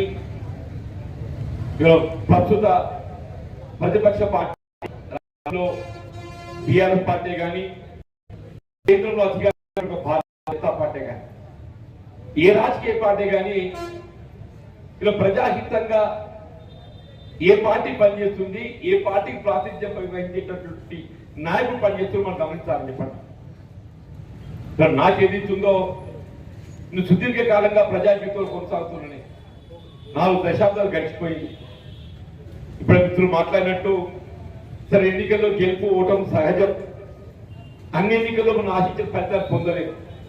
కానీ ఎన్నికల్లో మనం ఆశించిన ఫలితాలు పొందలేకున్నప్పటికీ ప్రజలు మనకు అప్పగించిన బాధ్యతను నిర్వర్తించడంలో ప్రజానీకానికి సన్నిహితంగా ఉంటూ మరి ప్రజా సంక్షేమం కొరకు, వారి యొక్క హక్కుల కల్పన కొరకు మన బాధ్యత నిర్వర్తించడం ప్రధానమని చెప్పండి. ఇవాళ జగిత్యాల పట్టణం నిజంగా కూడా చెప్పంటూ నేను నాకు ఈ ప్రాంతంతో పెరిగేసుకున్నటువంటి అనుబంధం జన్మతహా చెప్పంటూ నేను ఈ పట్టణంతో నాకు పెరిగేసుకున్నటువంటి అనుబంధం జన్మతహా చెప్పంటూ నేను ఆనాటి నుండి ఈనాటి వరకు చెప్పంటూ నేను విద్యార్థి దశ, న్యాయవాద వృత్తి, ప్రజా జీవితం ఏ స్థాయిలో ఎక్కడున్నా కానీ ఏది ఇస్తుందో నాకు జగిత్యాల అంటేనే నాకు అంటే వాస్తవంగా చెప్పంటున్నా నాకు ఆ విధమైనటువంటి ఒక అనుబంధం పెరిగేసుకుందని చెప్పట్లే. ఈ ప్రాంత అభివృద్ధి నా బాధ్యత భావిస్తాను చెప్పండి, నా బాధ్యత భావిస్తాను చెప్పండి. మరి ఈ ప్రాంతాన్ని ఏదైతుందో వాళ్ళు చేయించాలా, ఏదైతే జిల్లా కేంద్రంగా రూపొందింప చేయబడడం జరిగిందో రాష్ట్రంలోనే ఇదొక అభివృద్ధి చెందినటువంటి ఒక ఆదర్శవంతమైన ఒక జిల్లాగా తీర్చిదిద్దడం నా వంతు బాధ్యత భావిస్తాను చెప్పండి. ఉద్యమంలో కూడా 90 సంవత్సరాల వయసులో ఢిల్లీ నగర వీధుల్లో జన్మత్ కొన్ని ఎముకలు కొరికే చర్యలు ఏదైతుందో నిరాహార దీక్ష చేపట్టి తెలంగాణ రాష్ట్ర సాధనలో తన పాత్రను ఏదైతుందో ఇవాళ పోషించినటువంటి ఒక గొప్ప నాయకుడు కొండాక్ష బాబూజీ గారి యొక్క సుముఖాన వారి విగ్రహం ఆదర్శంగా ఏదైతుందో మనం ఈ కార్యక్రమం పాటించుకోవడం చెప్పండి. జ్యోతి గారు ఏదైతుందో ఈ వేదిక ముఖంగా కొండాక్ష బాబూజీ గారిని ఆదర్శంగా తీసుకొని తెలంగాణ రాష్ట్ర ఏర్పాటు ఉద్యమం ప్రతీకగా ఏదైతుందో నాయకుడిగా వారు మనకు ఆదరణ ఇవ్వడం జరిగిందో వారిని ఆదర్శంగా తీసుకొని మీరు ఈ ప్రాంత అభివృద్ధిలో పాటుపడాలని చెప్పని నేను కోరుతున్నాను చెప్పండి. ప్రాంతం ఏర్పాటు కాబట్టి సంతోషం. అందరూ కూడా ఉద్యమ అవకాశం నిలబెట్టబడాలని చెప్పంటే ఉద్యమ నాయకుడికి అవకాశం కల్పించబడ్డట్లయితే ఉద్యమ ఆకాశం నిలబెట్టబడ్డాయి. వాస్తవం తెలంగాణ రాష్ట్ర ఏర్పాటులో ఆనాడు యూపీఏ చైర్పర్సన్ సోనియా గాంధీ గారు ప్రధాన పాత్ర కీలక పాత్ర పోషించింది. రాష్ట్ర విభజన మామూలు విషయం కాదని చెప్పండి. నేను ఉమ్మడి రాష్ట్రంలో 42 పార్లమెంట్ స్థానాలు ఉంటే 25 పార్లమెంట్ స్థానాలు తెలంగాణ ఇతర ప్రాంతానికి ఉన్నాయి. కేవలం 17 పార్లమెంట్ స్థానాలు మాత్రం తెలంగాణ ప్రాంతానికి చెప్పండి. ఏర్పాటును భేదిస్తే కూడా తెలంగాణ రాష్ట్ర ఏర్పాటు అవసరాన్ని శాశ్వత పరిష్కారం చూపెట్టడం భావనతో ఈ ఆత్మ త్యాగాలు బలిదానాలు ముగింపు పలకాలనే ఒక భావనతో రాష్ట్రం ఏర్పాటు చేసినటువంటి ఒక మరి గొప్పతనం ఏదైతే ఉందో ఆ మహాతల్లి సోనియా గాంధీ గారు చెప్పడం తప్పదు. అయినప్పటికీ ఉద్యమ ఆకాంక్ష నెరవేర్చబడాలంటే ఉద్యమ నాయకుడికి అవకాశం కల్పించాలని కేసీఆర్ గారికి అవకాశం ఇచ్చింది. 2 పర్యాలు ఇచ్చింది. 2014, 2018 10 సంవత్సరాల సుదీర్ఘ దశాబ్ద కాలం ఏదైతుందో వారికి అవకాశం ఇచ్చిందా. నిజంగానే ఈ దశాబ్ద కాలంలో విద్యార్థి విద్యకు సంబంధించినటువంటి అవకాశాలే కానీ కేజీ టు పీజీ వరకు ఆంగ్ల మాధ్యమంలో ఉచిత నిర్బంధ విద్యా బోధన చెప్పంటుంది. అదనంగా ఉద్యోగాల కల్పన చెప్పంటుంది. ఏ కేజీ టు పీజీ వరకు ఆంగ్ల మాధ్యమంలో ఉచిత నిర్బంధ విద్యా బోధన కల్పించబడవస్తుందని చెప్పి భావించినమో కేవలం ప్రకటనలకే పరిమితమైందని చెప్పండి. చివరికి ఏమైంది? ప్రభుత్వ పరంగా కల్పించాల్సిన విద్యా బోధన సౌకర్యాలు ప్రైవేట్ పరమైపోయాయి.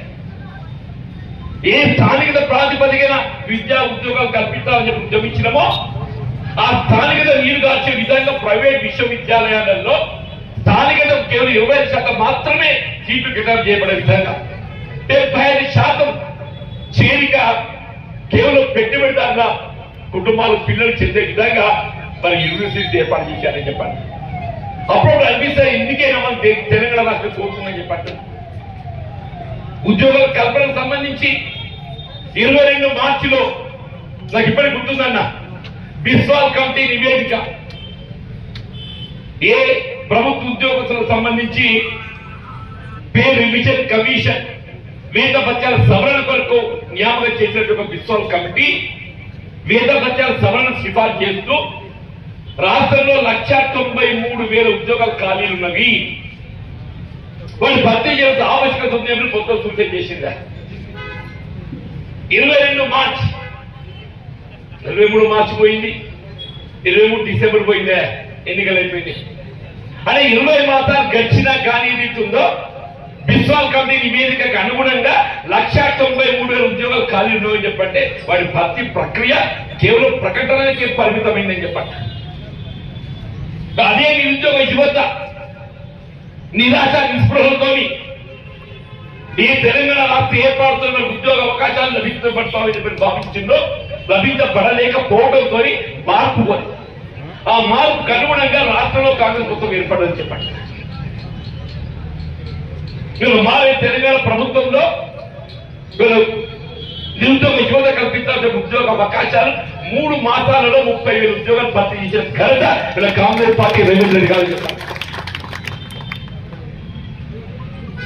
ఇలా మొదటి సంవత్సరం 2 లక్షల ఉద్యోగాలు భర్తీ చేస్తామని చెప్పి పేర్కొన్నమే 30,000 భర్తీ ప్రక్రియ పూర్తయింది.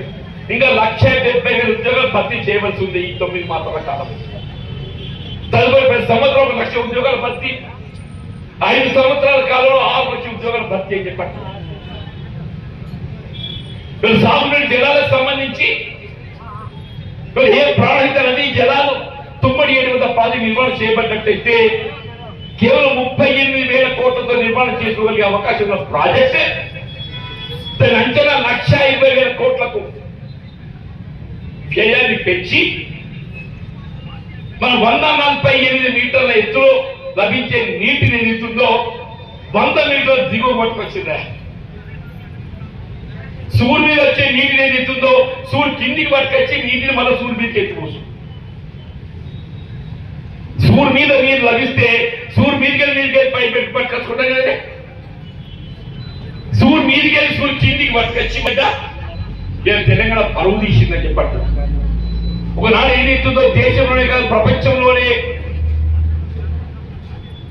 పెద్ద ఎత్తిపోతుల పథకంగా మనం పేర్కొనడం జరిగిందో ఆనందాన్ని ఒక పర్యాటక ప్రాంతంగా ఇవాళ దాన్ని ప్రొజెక్ట్ చేయాలని ప్రయత్నం చేయడం నిజంగానే ఆ పర్యాటక ప్రాంతంగా కూడా మిగిలిలేదని చెప్పంటున్నాయి. పర్యాటక ప్రాంతంగా కూడా మిగిలిలేదని చెప్పంటున్నాయి. రాష్ట్రం ఏదైతుందో 1,20,000 కోట్ల అప్పు చవిచూడాల్సి వచ్చిందని చెప్పంటున్నాయి. కృష్ణా నది జలాలలో ఏదైతుందో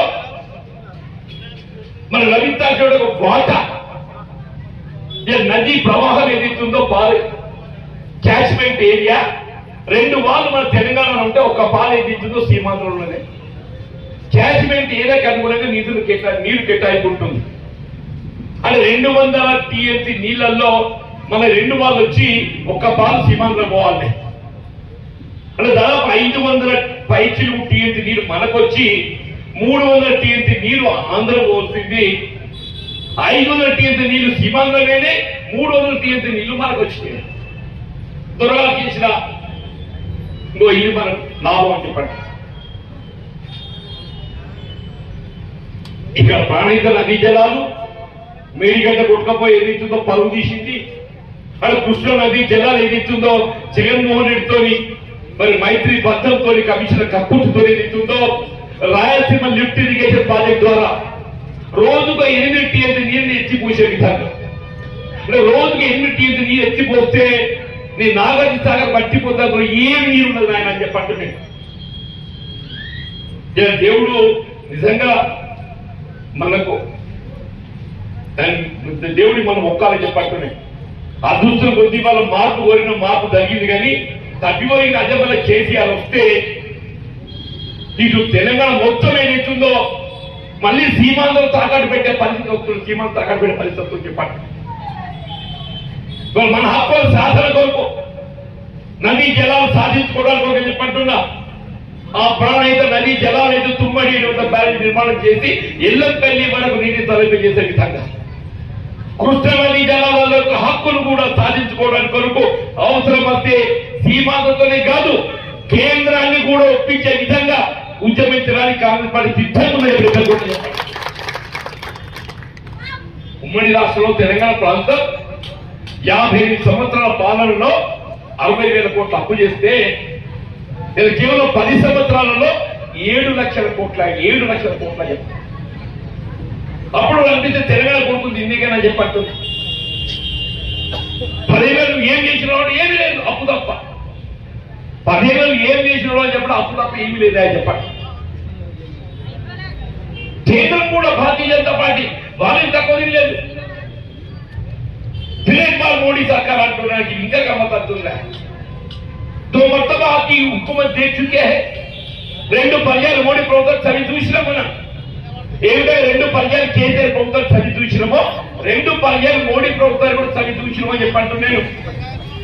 ఏవేళ 2 పర్యాలు కేసీఆర్ ప్రభుత్వం చవి చూసి ఈ తెలంగాణ ప్రాంత ప్రజానీకం మన నిర్లక్ష్యాన్ని మోసానికి గురైనమో ఇలా యావత్ భారత జాతి ఇలా ఎన్డీఏ ప్రభుత్వం 2 పర్యాయాలుగా రావడంతో ఏదైతుందో నిర్లక్ష్యానికి గురి ఏదైతుందో నిరుద్యోగ యువత ఇలా గ్రామీణ ప్రాంతం వ్యవసాయ రంగం రైతాంగం రైతు కూలీలందరూ కూడా వివక్ష గురవుతుందని చెప్పండి. మోడీ గారి మాటంటే అది వేదం. ఏదో పత్రిక కూర్చునే వల్ల నేను ఆశ్చర్యపోయినా. మోడీ గారి మాట అంటే వేదం అంటే నేను అడుగుతున్నా, ఇదే మోడీ గారు ఏదైతుందో 2014 ఎన్నికల్లో 10 సంవత్సరం 2 కోట్ల ఉద్యోగాలు ఇస్తారనే నిరుద్యోగ యువత. 10 సంవత్సరం 2 కోట్లు. 10 సంవత్సరాలు ఎంత ఇవ్వాలి? 10 ఇంటూ 2 కోట్లు ఎన్ని? 20 కోట్లు ఇచ్చిందా?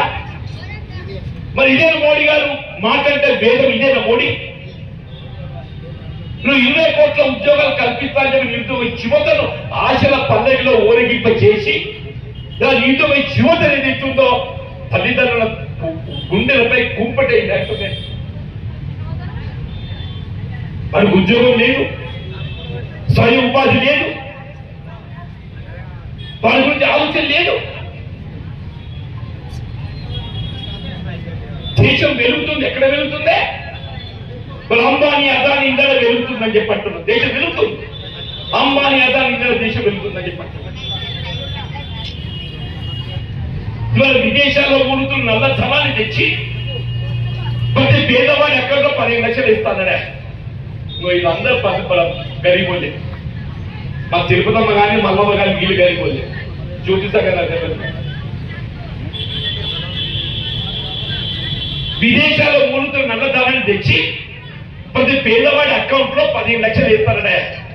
నేను అడుగుతున్నా వీళ్ళు భారతీయ జనతా పార్టీ నాయకులను, నువ్వు విదేశాల్లో ఊరుతున్న నల్ల ధనాన్ని నువ్వు నిజంగానే స్వదేశానికి తీసుకురాగలిగినవా? తీసుకురాకుంటే నేను మళ్ళీ పేదవాడి ఓటు అక్కే ఒక నైతికత నీకుందని చెప్పట్టు. ఏ జన్ధన్ ఖాతా అన్నాడా? జన్ధన్ ఖాతాలు దేశం ఏదైతుందో 15 లక్షలు కాదు 15 రూపాయలు ఇచ్చినాడే. అది నిరుద్యోగ యువతగా ఉద్యోగ అవకాశాలు కల్పించలేక నిరుద్యోగ యువతను నిరాశ నిస్పృహ లోటు చేసి నిరుపేద వర్గాలు ఏదైతుందో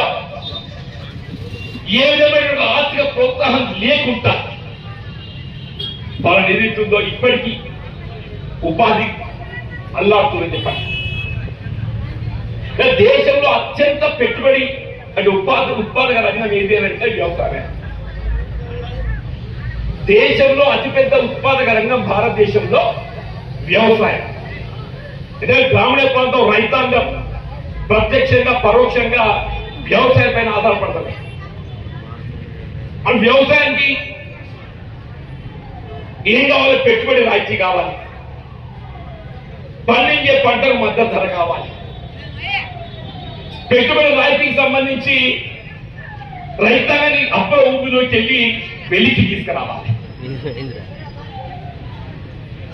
ఈ సంవత్సరం ఏదైతుందో చౌదరి చరణ్ సింగ్ మొత్తం దేశంలో ఏదైతుందో రైతు నాయకులు గుర్తింపబడ్డవారు ఎవరు అని చెప్పండి? చౌదరి చరణ్ సింగ్ అని చెప్పండి. రైతాంగాన్ని మద్దతు ధరకు సంబంధించి కార్యాచరణ రూపొందింపజేసి ఎవరు అని చెప్పంటే స్వామినాథన్, ఎంఎస్ స్వామినాథన్ అని చెప్పండి. ఇద్దరికి ఈ సంవత్సరం ఎన్డీఏ ప్రభుత్వం గౌరవ ప్రధానమంత్రి మోడీ గారు వారి భారత విద్యార్థులు చేసింది. భారత విద్యార్థులు చేయడం అని చెప్పంటే వారి ఆలోచన విధానానికి అనుగుణంగా ప్రభుత్వం పనిచేయాలి. కొండాకి బాబు గారి విగ్రహాన్ని ఏదైతుందో మనం గౌరవించడం, వారి పూలతో ఏదైతుందో సత్కరించడం అంటే ఏంటి? వారి ఆలోచన విధానాన్ని మనం ఏదైతుందో ఆచరిస్తాం. రుణమాఫీ చేసింది ఎవరు అంటే చౌదరి చరణ్ సింగ్ అని చెప్పంటారు. రైతాంగాన్ని రుణమాఫీ చేయాలంటే ఏమంటాడంటే రైతులు రుణమాఫీ చేస్తే సుమన్ పోతాయితాడు, రైతులు రుణమాఫీ చేస్తే సుమన్ పోతాయితాడు. నిజమేనా? మరి అది అంబానీ అదాని చేస్తే ఆ సుమన్ పోతే రానాడు. నువ్వు లక్షల కోట్లు ఏదైతుందో ఎన్పీ అకౌంట్ కింద, నాన్ ప్రొడక్టివిటీ అకౌంట్ కింద నిరర్థగా దాన్ని ఏదైతే వసూలు కానీ అప్పని చెప్పని వాళ్ళు మాఫీ చేస్తలే లక్షల కోట్లు. మరి నిరుపేద రైతాంగానికి ఏదైతే తల 1 లక్ష రూపాయలు వాడు ఎంత అప్పు ఉంటే గంత వీళ్ళు సోమరిపోతు వాడేమో అప్పు మాఫీ చేస్తే వాడు పెట్టుబడి పెరిగిపోతుందని చెప్పండి. ఇదే నా ప్రభుత్వం ఆలోచన విధానం అని చెప్పండి. నేను వీళ్ళు యూపీఏ చెప్పిన సోనియా గాంధీ గారు ఏదుతున్నదో గ్రామీణ ప్రాంతంలో వ్యవసాయ కూలీలకు అందరికి ఉపాధి కల్పించాలని భావన తలుపుతోని NREGS జాతీయ గ్రామీణ ఉపాధి హామీ పథకాన్ని ప్రవేశపెట్టింది. చదువుకున్న ఉపాధి ఉందో లేదో తెలియదు కానీ పల్లెటూళ్ళలో ఏదైతుందో మీరు ఆధార్ కార్డు కలిగి ఉంటే జాబ్ కార్డు పొందుతామా మీ వారం లోపల నీకు ఉపాధి చూపే బాధ్యత ప్రభుత్వం. అంత గొప్ప కార్యక్రమం ప్రవేశపెట్టింది సోనియా గాంధీ గారు చెప్పండి. అటువంటి ఉపాధి కార్యక్రమాన్ని నీరుగార్చే విధంగా గత సంవత్సరం 72,000 కోట్లు ఉంటే 60,000 కోట్లు కుదించింది. బడ్జెట్ పెరగాలంటారు కదా, మరి ఎవరి కోసం ఏం చేస్తున్నావు అని చెప్పంటున్నా. ఆనాడు పండిత్ జవహర్లాల్ నెహ్రూ గారు ఏదిస్తున్న తొలి భారత ప్రధాని ఈ దేశాన్ని వీళ్ళ ప్రభుత్వ రంగ సంస్థలు పబ్లిక్ అండర్టేకింగ్ ఒకప్పుడు ఏదైతే టాటా ఎయిర్లైన్స్ ప్రైవేట్ యాజమాన్యం ఉన్నటువంటి ఎయిర్లైన్స్ ఏదైతుందో దాని ప్రభుత్వం జాతీయకరణ చేసి ఎయిర్ ఇండియా చేసిందా. మోడీ గారు ఏం చేసిండు, మళ్ళీ ఎయిర్ ఇండియా పట్టుకుపోయి మనదే టాటా ఎయిర్లైన్స్ మనకు అప్పచెప్పిండా. రైల్వే ప్రాజెక్ట్ ఉన్నాయి వందే భారత్ పేరుందే వందే భారతేనా మీరు అందరూ సంబరపడతాం. కానీ సాధారణ రైలు వందే భారత్ రైలుకి ఎదుగుతుందో ప్రయాణ ఛార్జీలు రెట్టింపాయి అంటున్నారు. సాధారణ ప్రయాణికులు ఉపయోగపడేటువంటి అతిథి అది తక్కువ భారంతో ప్రయాణ సౌకర్యం పొందేది రైలు అంటుంది. దేవుని దయ వల్ల ఇండియా కూటమి ప్రభుత్వం అధికారం రావడంతో నామంతో సలహా సూచన చెప్పట్టున్నాను. ఏ మహిళలకు ఏదైతుందో ఉచిత రవాణా సౌకర్యం కల్పింపజేయబడే విధంగా తెలంగాణ స్టేట్ ఆర్టీసీలో కల్పింపజేయబడడం జరిగిందో నేను రాహుల్ గాంధీ గారి సలహా సూచన చేయబోతున్నాను. ఇండియా కూడా ప్రభుత్వ అధికారం రావడంతో జాతీయ స్థాయిలో రైళ్లలో ప్రయాణం చేసే మహిళలకు ఆడబిడ్డలకు అందరికీ కూడా ఉచిత ప్రయాణ సౌకర్యం కల్పించి చేయడం ఆ కేంద్రంతో బాధ్యత. ఆడబిడ్డలకు ఆర్థిక వారికి ప్రోత్సహించాలి అని చెప్పండి. ఇలా ప్రయాణం ఉచితంగా చెప్పాలంటే ఆ ఉచిత ప్రయాణం ఏదో కేవలం బస్ కొరికే కాదు, ఇలా పెట్టుబడులు వారి ఉపాధి రంగంలో వారి పాత్ర ప్రోత్సహించడానికే చెప్పండి. దయచేసి రాబోతున్నట్టుగా ఎన్నిక మనం పరీక్ష లాంటి చెప్పండి. ఏ రాజకీయ పార్టీ కానీ ఆలోచిద్దాం. నీతి అవినీతి చెప్పడానికి నీతి అవినీతి ఎవరైనా నేను మాట్లాడుతున్నంత సేపు జీవన్ రెడ్డి నీతివంతుడే, కానీ ఆచరణకు వచ్చేవారు కానీ నేను దాన్ని అనుకరించాలనుకుంటే నేను భారతీయ జనతా పార్టీ ఆలోచించాలి. ఏమైపోయింది, మాటలకే పరిమితమవుతుంది నీతి అనేది, ఆచరణలో శూన్యమని చెప్పంటూ నేను ఎలక్ట్రల్ బాండ్స్ అని చెప్పంటున్నా. రాజకీయ పార్టీలు ఏదిస్తుందో వివిధ పెట్టుబడులు కల్పించేటువంటి సౌకర్యాలు రాయితీలను తొట్టిదాన్ని ఏదిస్తుందో ఎలక్ట్రల్ బాండ్స్ అనేటువంటి నెపంతో నేను చందా రూపంగా సేకరిస్తున్నా. నేనేమంటున్నా, మనం ఇచ్చే చందా ఏదన్నా కానీ అది పారదర్శకంగా ఉండాలి. నువ్వు ఎవరికైనా ఈ చందా ఎన్జిఓ ఆర్గనైజేషన్ ఏదైతుందో చందా ఇచ్చే అవకాశం ఉంది, పారదర్శకంగా ఉండాలి. మరి రాజకీయ పార్టీలు ఇచ్చేటువంటి చందా ఎందుకు పారదర్శకంగా ఉండదు, ఎందుకు దాచిపెట్టాలి దాన్ని సుప్రీంకోర్టు అనేది. పారదర్శకత అనేది ప్రధానం కావాలి. ఎందుకు దాచిపెడుతున్నావు, ఎవరి కోసం దాచిపెడుతున్నావు? ఈయన సుప్రీంకోర్టు ఏదో మరొక రివ్యూ పిటిషన్ వేసింది స్టేట్ బ్యాంక్ ఆఫ్ ఇండియా. నాకు జూన్ దాకా అవకాశం ఇవ్వమని చెప్పాను. నేను ఆన్లైన్ ఏదైతుందో అకౌంట్ టెక్నాలజీ 1 మీటర్ నొక్కితే ఏదైతుందో 1 నిమిషంలో మొత్తం అకౌంట్ బయటకు వస్తాయి. 1 మీటర్ నొక్కితే 1 నిమిషంలో మొత్తం అకౌంట్ బయటకు వస్తాయి. ఏ రాజకీయ పార్టీ కానీ అవి భారతీయ జనతా పార్టీ కానీ కాంగ్రెస్ కానీ టిఆర్ఎస్ కానీ టిఎంసీ కానీ ఏ రాజకీయ పార్టీ కానీ వారికి లభించాక పెట్టుబడులు ఎక్కడికి నిన్న వచ్చినాయి బయటకు వచ్చే అవకాశం ఉండగా నువ్వు ఎందుకు దాన్ని బయటపెట్టడం అని చెప్పంటున్నావు. ఎవరి కల్పించబడ్డ ఇవాళ ఈ పెట్టుబడులు ఏదైతుందో ఎన్ని ఎక్కడ బాండ్స్ దాచుకుంటుందా? ఇదేనా ఈ పారదర్శకత? ఇదేనా నీతివంతమైన పాలన చెప్పండి. నేను కాంగ్రెస్ పార్టీ పారదర్శకతకు అనుగుణంగా రైట్ టు ఇన్ఫర్మేషన్ యాక్ట్ సమాచార హక్కు చట్టం ఏదైతుందో ప్రవేశపెట్టింది కాంగ్రెస్ పార్టీ అని చెప్పంటారు. వాడు ఎవరన్నా కానీ చెప్పంటారు. నేను సమాచార హక్కు చట్టం ద్వారా ప్రతి సమాచారాన్ని పొందగలిగేటువంటి ఒక అవకాశాన్ని చట్టం కల్పించింది ఎవరు? కాంగ్రెస్ పార్టీ. ఇవాళ ప్రభుత్వం ఎన్డీఏ ప్రభుత్వం బాధ్యత పార్టీ ఏం చేస్తుంది? సమాచార హక్కు చట్టాన్ని ఏదైతుందో నీరుగార్చే విధంగా, సుప్రీంకోర్టు ఆదేశాలు ధిక్కరించే విధంగా, ఎలక్ట్రల్ బాండ్స్ ఏదైతుందో వివరాలు వెనక్కి రాకుండా కపిపుత్ర పెద్దం చెప్తుంది మోడీ గారి ప్రభుత్వం. నేను అనే భారతీయ జనతా పార్టీ సచ్చీలత, నీ నీతి నిజాయితీ దయచేసి ఆలోచించండి చెప్పట్టున్నా. ఏ రాజకీయ పార్టీ పేదల సంక్షేమం కట్టుబడిందని చెప్పండి.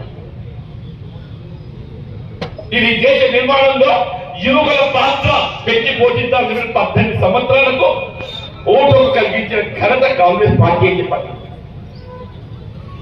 ఆ 18 సంవత్సరాల ఓటు హక్కు కల్పించి ఉండి లేకుండా ఉన్నట్టయితే యువకుల పాత్ర ఎక్కడ ఉంటుండే?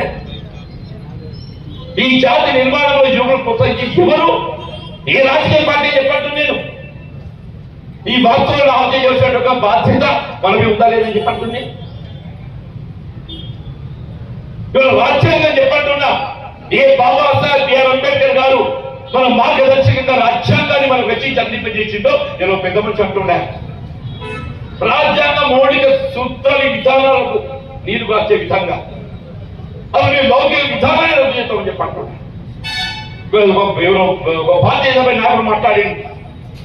మరొకసారి మాకు అవకాశం వస్తే అది దేశంలో లౌకిక వాదానికి అవకాశం లేకుండా ఏ భారత రాజ్యాంగ నిర్మాత బాబాసాహెబ్ బిఆర్ అంబేద్కర్ లౌకిక విధానాన్ని నీరు కాచే విధంగా దాన్ని మార్పు చేస్తారని ఇవాళ నిజంగా తగ్గిపోయి బీజేపీకి అధికారం వస్తే అబ్బా చెప్పడుతున్నాను. ఇది జ్యోతి సమరపడుతుంది. ఇలా బీసీ మహిళలకు రాజ్యాంగ అవకాశం కల్పించింది. నేను కుర్చీలో కూర్చుందని చెప్పాను. తల్లి తగ్గిపోయి బీజేపీ అధికారానికి వస్తే అసలు మొత్తం రాజ్యాంగం మార్చి అసలు రిజర్వేషన్ రద్దు చేద్దాం చెప్పండి. ఇవి ఉండాలి. ఎస్సీలకు ఎస్టీలకు బీసీలకు ఏ భారత రాజ్యాంగ అవకాశం కల్పించి సామాజిక న్యాయం కల్పించాలని చెప్పని భావించిందో ఆ సామాజిక న్యాయాన్ని నీరు కాచే విధంగా అసలు ఈ రిజర్వేషన్ మౌలిక విధానాన్ని ఏదైతుందో రద్దు చేసే కుట్ర ఏదైతుందో భారతీయ జనతా పార్టీ చేయబోతుందని చెప్పంటున్నాను. దయచేసి నేను బాబాసాహెబ్ బిఆర్ అంబేద్కర్ గారు మనం సూచించినటువంటి ఒక భారత రాజ్యాంగం మనకు మార్గదర్శకంగా ఉండాలని చెప్పారంటే ఇటువంటి రాజకీయ పార్టీ జాగ్రత్త వహించాలనుకున్నాం. దయచేసి ఏ ప్రభుత్వ అధికారికి వస్తో చెప్పిన మన హక్కులు ప్రధానం చెప్పంటారు. మన హక్కులు పోరాటం చేయాలని చెప్పంటారు. నేను ఆ హక్కుల సాధనతో పాటుపడాలని చెప్పంటాడు. దయచేసి వల్ల జ్యోతి గారు ఏదైతుందో మరి కాంగ్రెస్ పార్టీలో చేరడం మరి ఏ బలహీన వర్గాలు మహిళలు కల్పించినటువంటి యొక్క హక్కులు అవి పొందగలిగింది కాంగ్రెస్ పార్టీ ప్రభుత్వంలో అని చెప్పారంటే అవి బాబాసాహెబ్ బిఆర్ అంబేద్కర్ గారు సూచించినటువంటి రాజ్యాంగ సూచన గర్వం ఉంటుందని చెప్పారు. ఆ రాజ్యాంగ విలువలు నిలబెట్టడం మనందరూ బాధ్యత అని చెప్పండి. మనందరూ బాధ్యత అని చెప్పండి. మీకు వచ్చిన అవకాశాన్ని మనందరం కూడా ఎందుకు పూర్తిగా మనం ఫలితం చేద్దాం ఉంటున్నాం. జైజల్ పట్టణకు గుర్తింపు ఉంది అని చెప్పి అంటున్నాం. రాజశేఖర ముఖ్యమంత్రిగా 200 రూపాయలకే నల్ల కనెక్షన్ మెటీరియల్తో సహా కల్పించింది కేవలం జగిత్యాల పట్టణం అని చెప్పండి. త్రాగునీరే కాదని చెప్పంటున్నా ఇతర మౌలిక సదుపాయం వేరు కానీ ఇలా మన దగ్గర ఏదైతే ఇదే అంగడి మార్కండి అంగడి వల్ల ఈ లోపల నిరుపేద వర్గాలు ఏదైతుందో వాళ్ళు చిరు వ్యాపారులు వాళ్ళ జీవనాధారం పొట్ట పోసుకుంటున్నాయి. మీరు ఏ మున్సిపాలిటీ ఉండే వాడు 20 రూపాయలు 50 రూపాయలు ఇచ్చుంటారు. టైం అదా సైబరాబాద్ సిటీ లేని మున్సిపాలిటీ రాష్ట్రంలో ఇక్కడ ఉంది అని చెప్పండి. జగిత్యాల మున్సిపాలిటీ నేను అడుగుతున్న టీఆర్ఎస్ నాయకులను, బీజేపీ నాయకులను, మరి మీరు ఎందుకు చేయలేకపోతుందే? జీవన్ రెడ్డి ఏం చేసిండు? అరవై గురించి చేసిందా? మా జ్యోతిని ఏదైతుందో చైర్పర్సన్ కూతురు పెట్టే విధంగా చట్టాలు మార్పు చేసిన చెప్పంటున్నా. నేను రేవంత్ రెడ్డి ముఖ్యమంత్రి అయినా కానీ చెప్పంటున్నా, నువ్వు నాకేం చేస్తావు చేయవు నాకు తెలియదు, కానీ మా జగిత్యాల మున్సిపాలిటీ బలహీన వర్గాలు మహిళ కేటాం చేపట్టిన కారణం ఏదైతుందో వాళ్ళతో భర్తీ చేయబడే విధంగా చట్టాన్ని మార్పు చేయమని చెప్పని చేయబట్టి అడిగాను. నేను కోరుకోవాలా? సైబరాబాద్ చేసిన చెప్పంటున్నా, నువ్వు చేస్తావా? నువ్వు ఎందుకు చేయలేకపోయావు చెప్పంటున్నా. నేను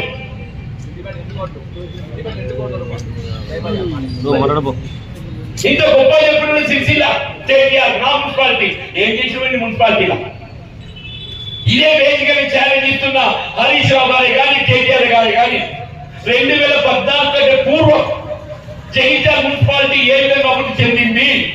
నీ సిరిసిల్ల ఎక్కడ ఉండే, నీ సిద్దిపేట ఎక్కడ ఉండే? తెలంగాణ వచ్చినాక మామ అల్లుడు కూడా మీరు ఏం చేసుకున్నా తెలియదు, కానీ 14 పూర్వం పోల్చుకుందామా? నేను సిద్దిపేటలోనే సిద్ధం, శ్రీకాకుళంలోనే సిద్ధం అని చెప్పండి.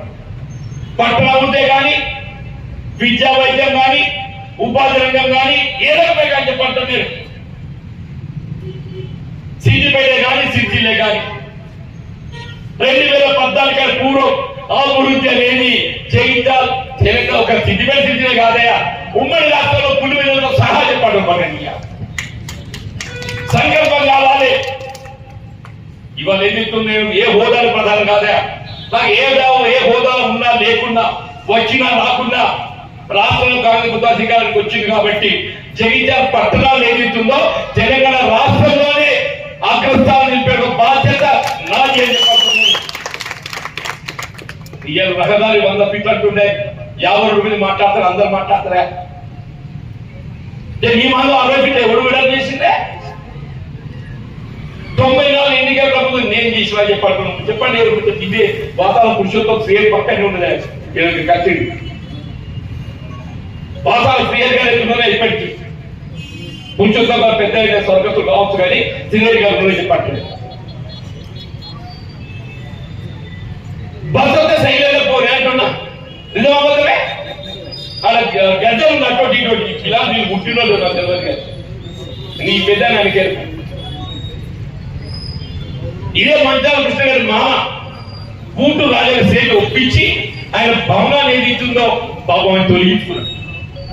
నేను మళ్ళీ అనుమతించేది నిర్మాణం చేసిన దాసరి రాఘవ్ గారు పెద్ద టీచర్ పద్మశాలి దాసరి రాఘవ్ గారు చెప్పారు ఒప్పించి ఆయన గుంటలు 2-3 గుంటలు జాగా పెట్టా. పాప బాలయ్య సాక్షి ఎదురుగా 3 దుకాణాలు అందులో జాగి చేస్తుందో ఇవాళ రోడ్డు బిడ్డలు చేశాను. నిజమాబద్దమే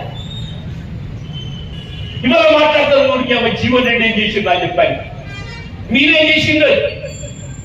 ప్రభుత్వ స్థలాల్లో సరిగ్గా చెప్పండి. నేను చెప్తున్నా, రేపు రాబోయే మున్సిపల్ ఎన్నికల లోపల 50 రోడ్ ఏదైతుందో అందులో ఎవరైతే ఆస్తులు కోల్పోతుండ్రో వాళ్ళు ఒప్పించైనా మెప్పించైనా మ్యూచువల్ అగ్రిమెంట్ తోనైనా కాని పక్షంలో వారి పరిహారం చెల్లింపు చేసైనా కానీ 100 ఫీట్ల రహదారి విస్తరణ చేయడం ఏదైతుందో ఇప్పుడు జ్యోతి వచ్చింది కాబట్టి ధైర్యం వచ్చిందా? జ్యోతి వచ్చింది కాబట్టి ధైర్యం వచ్చిందని చెప్పండి. నేను 6 మాసాల సమయం ఉంది, అమ్మాయికి 9 నెలల టైం ఉంది. ఈ 9 మాసాల కాలంలో రాష్ట్ర ప్రభుత్వం రేవంత్ రెడ్డి గారితో చెప్పట్టు నేను 100 కోట్ల ప్రత్యేక గ్రాంట్ పొంది 100 కోట్ల ప్రత్యేక గ్రాంట్ పొంది అని చెప్పట్టు నేను ఎవరికైతే నష్టం జరుగుతుందో వాళ్ళకి ఏదైతుందో పరిహారం ఇచ్చి వాళ్ళు ఒప్పించి మెప్పించి వీళ్ళు 50 రోడ్లు విస్తరించిన బాధ్యత నాది అని చెప్పారు. అది ఒకటే కాదే, వీళ్ళు బైపాస్ రోడ్ నిన్ననే 14 కోట్లు పెట్టని చెప్పంటున్నాం. రాజీవ్ గాంధీ విగ్రహం నుండి ఏదైతున్నదో కరీంనగర్ రోడ్ దాకా చెప్పండి 14 కోట్లు పెట్టని చెప్పండి. ఇలా గుట్ట రాజేశ్వర రోడ్కి నిజామాబాద్ రోడ్ దాకా చెప్పంటు నేను అది విస్తరణ చేస్తా చెప్పంటు నేను. జగిత్యాల పట్టణంలో వాహనాల రద్దీతోని ప్రజానీకం అసౌకర్యానికి గురి కాకుండా రోడ్ల విస్తరణ కార్యక్రమం చేపట్టడం ప్రధాన బాధ్యత చెప్పండి. ఇది అమృత ఏదైతుందో కేవలం డ్రింకింగ్ వాటర్ పరిమితమైంది. ఈ అమృత పథకం ద్వారా కేవలం త్రాగునీటి కాంపోనెంట్ కి పరిమితమైందో ఇవాళ ఏదైతే అండర్ గ్రౌండ్ డ్రైనేజ్ తో సహా ఇలా జగిత్యాల పట్ల సుందరీకరణ కూడా చేసి ఇలా కరీంనగర్ జిల్లా కేంద్రం కంటే దీన్ని మెరుగైన పట్టణంగా చేయడం నా బాధ్యత భావిస్తాను చెప్పండి. గృహ నిర్మాణం రేవంత్ రెడ్డి గారు ఖమ్మంలో ఆరంభం చేస్తుండే మన నియోజకవర్గం 3500, ఆయన ఇవాళ నియోజకవర్గం 500. నేను 2008-9లో జగిత్యాల పట్ల 4 ఇళ్ళు మంజూరు చేశాను. 2008-9లో ఒక జగిత్యాల పట్టణానికి 4000 ఇళ్ళు మంజూరు చేసిన చెప్పంటున్నా. కావున స్థలాన్ని సేకరించి 200 ఎకరాలు ఈ ఇల్లు పూర్తి ఎక్కడ జీవనరెడ్డి పేదతో చెప్పని వాటి అర్థాంతరం నిలిపించి పాపం కవిత గారు ఎక్కడున్నా ఆమె మాత్రం ఏదైతుందో నా 4000 ఇళ్ళు కనపడకుండా చేయాలని ఆలోచించిన మళ్ళీ 4000 ఇళ్ళకి జీవ పట్టుకొచ్చింది. నేను కాదని పక్కన సంతోషం, నువ్వు పక్కన 4000 ఇళ్ళు కట్టు, మరి నేను మంజూరు చేసి 4000 ఇళ్ళు ఎందుకు పిలిపేసినవే? ఇవి కూడా కట్టాలనే కదా నేను చెప్తున్నా. నీ 4000 ఇళ్ళ కాదు మౌలిక సదుపాయాలు నేను కల్పిస్తా. ఈ తాగునీటి సౌకర్యమే కానీ, శానిటేషనే కానీ, విద్యుత్ సౌకర్యమే కానీ నేను కల్పిస్తా చెప్పండి. అర్థాంతరంగా ఆరంభించిపోయినటువంటి యొక్క 4000 గృహాలకు సంబంధించి 8 ఆరంభించినటువంటి ఇండ్లు ఏదైతుందో వాటిని కూడా 6 మాసాల కాలం పూర్తి చేయించే బాధ్యత నాదే చెప్పండి. జగిత్యాల పట్టణం ఏదైతుందో వాస్తవంగా ఇక్కడ అన్ని సదుపాయాలు ఉన్నాయి. మనం దాన్ని ఏదైతుందో నిర్మాణాత్మక వ్యవహరించే పదాలను చెప్పండి. ఆ నిర్మాణాత్మక వ్యవహరించడానికి నేను నా యొక్క బాధ్యత వర్తిస్తా చెప్పండి. ఇవాళ ఏదైనా చైర్పర్సన్ సహకారం ఉంటే కార్యక్రమాలు అమలు ఏదైతుందో ముందు పోవడానికి నాకు సులువు ఉంటాయి. చైర్పర్సన్ అదృష్టం కొద్ది ఏదైతుందో ఆ అమ్మాయి ఏదైతుందో నిన్నటి వరకు బలహీన వర్గాలు మహిళలు కేటాయింపు చేసినటువంటి స్థానం వారికి లభించక ఏదైతుందో ఒక విధంగా మహిళా నిరాశ తీసుకోవడం లోనైంది. వాళ్ళ హక్కుల కొరకు వాళ్ళు మాట్లాడలేకపోయిందని చెప్పంటాను. నేను వాళ్ళ హక్కులు తెలియచెప్పి వాళ్ళ హక్కులు వాళ్ళు కల్పన చేయబడే విధంగా కార్యరూపం తాల్పిక చేసి ఒక విద్యావంతురాలు వాళ్ళకి ఒక విద్యావంతురాలు చెప్పంటున్నాను. ఒక సమర్థవంతంగా పాలు అందింపజేయగల శక్తి ఉన్నటువంటి ఆడబిడ్డలు ఇలా కుర్చీలో కూర్చోబెట్టని చెప్పండి. తప్పకుండా భవిష్యత్తులో ఏదైతుందో జగిత్యాల పట్టణం ఇలా ఆదర్శవంతంగా పట్టణంగా తీర్చిదిద్దడానికి నా సంపూర్ణ సహకారం ఉంటుందని చెప్పని సందర్భంగా మనం చేస్తూ సెలవు తీసుకుంటాం. జై హింద్.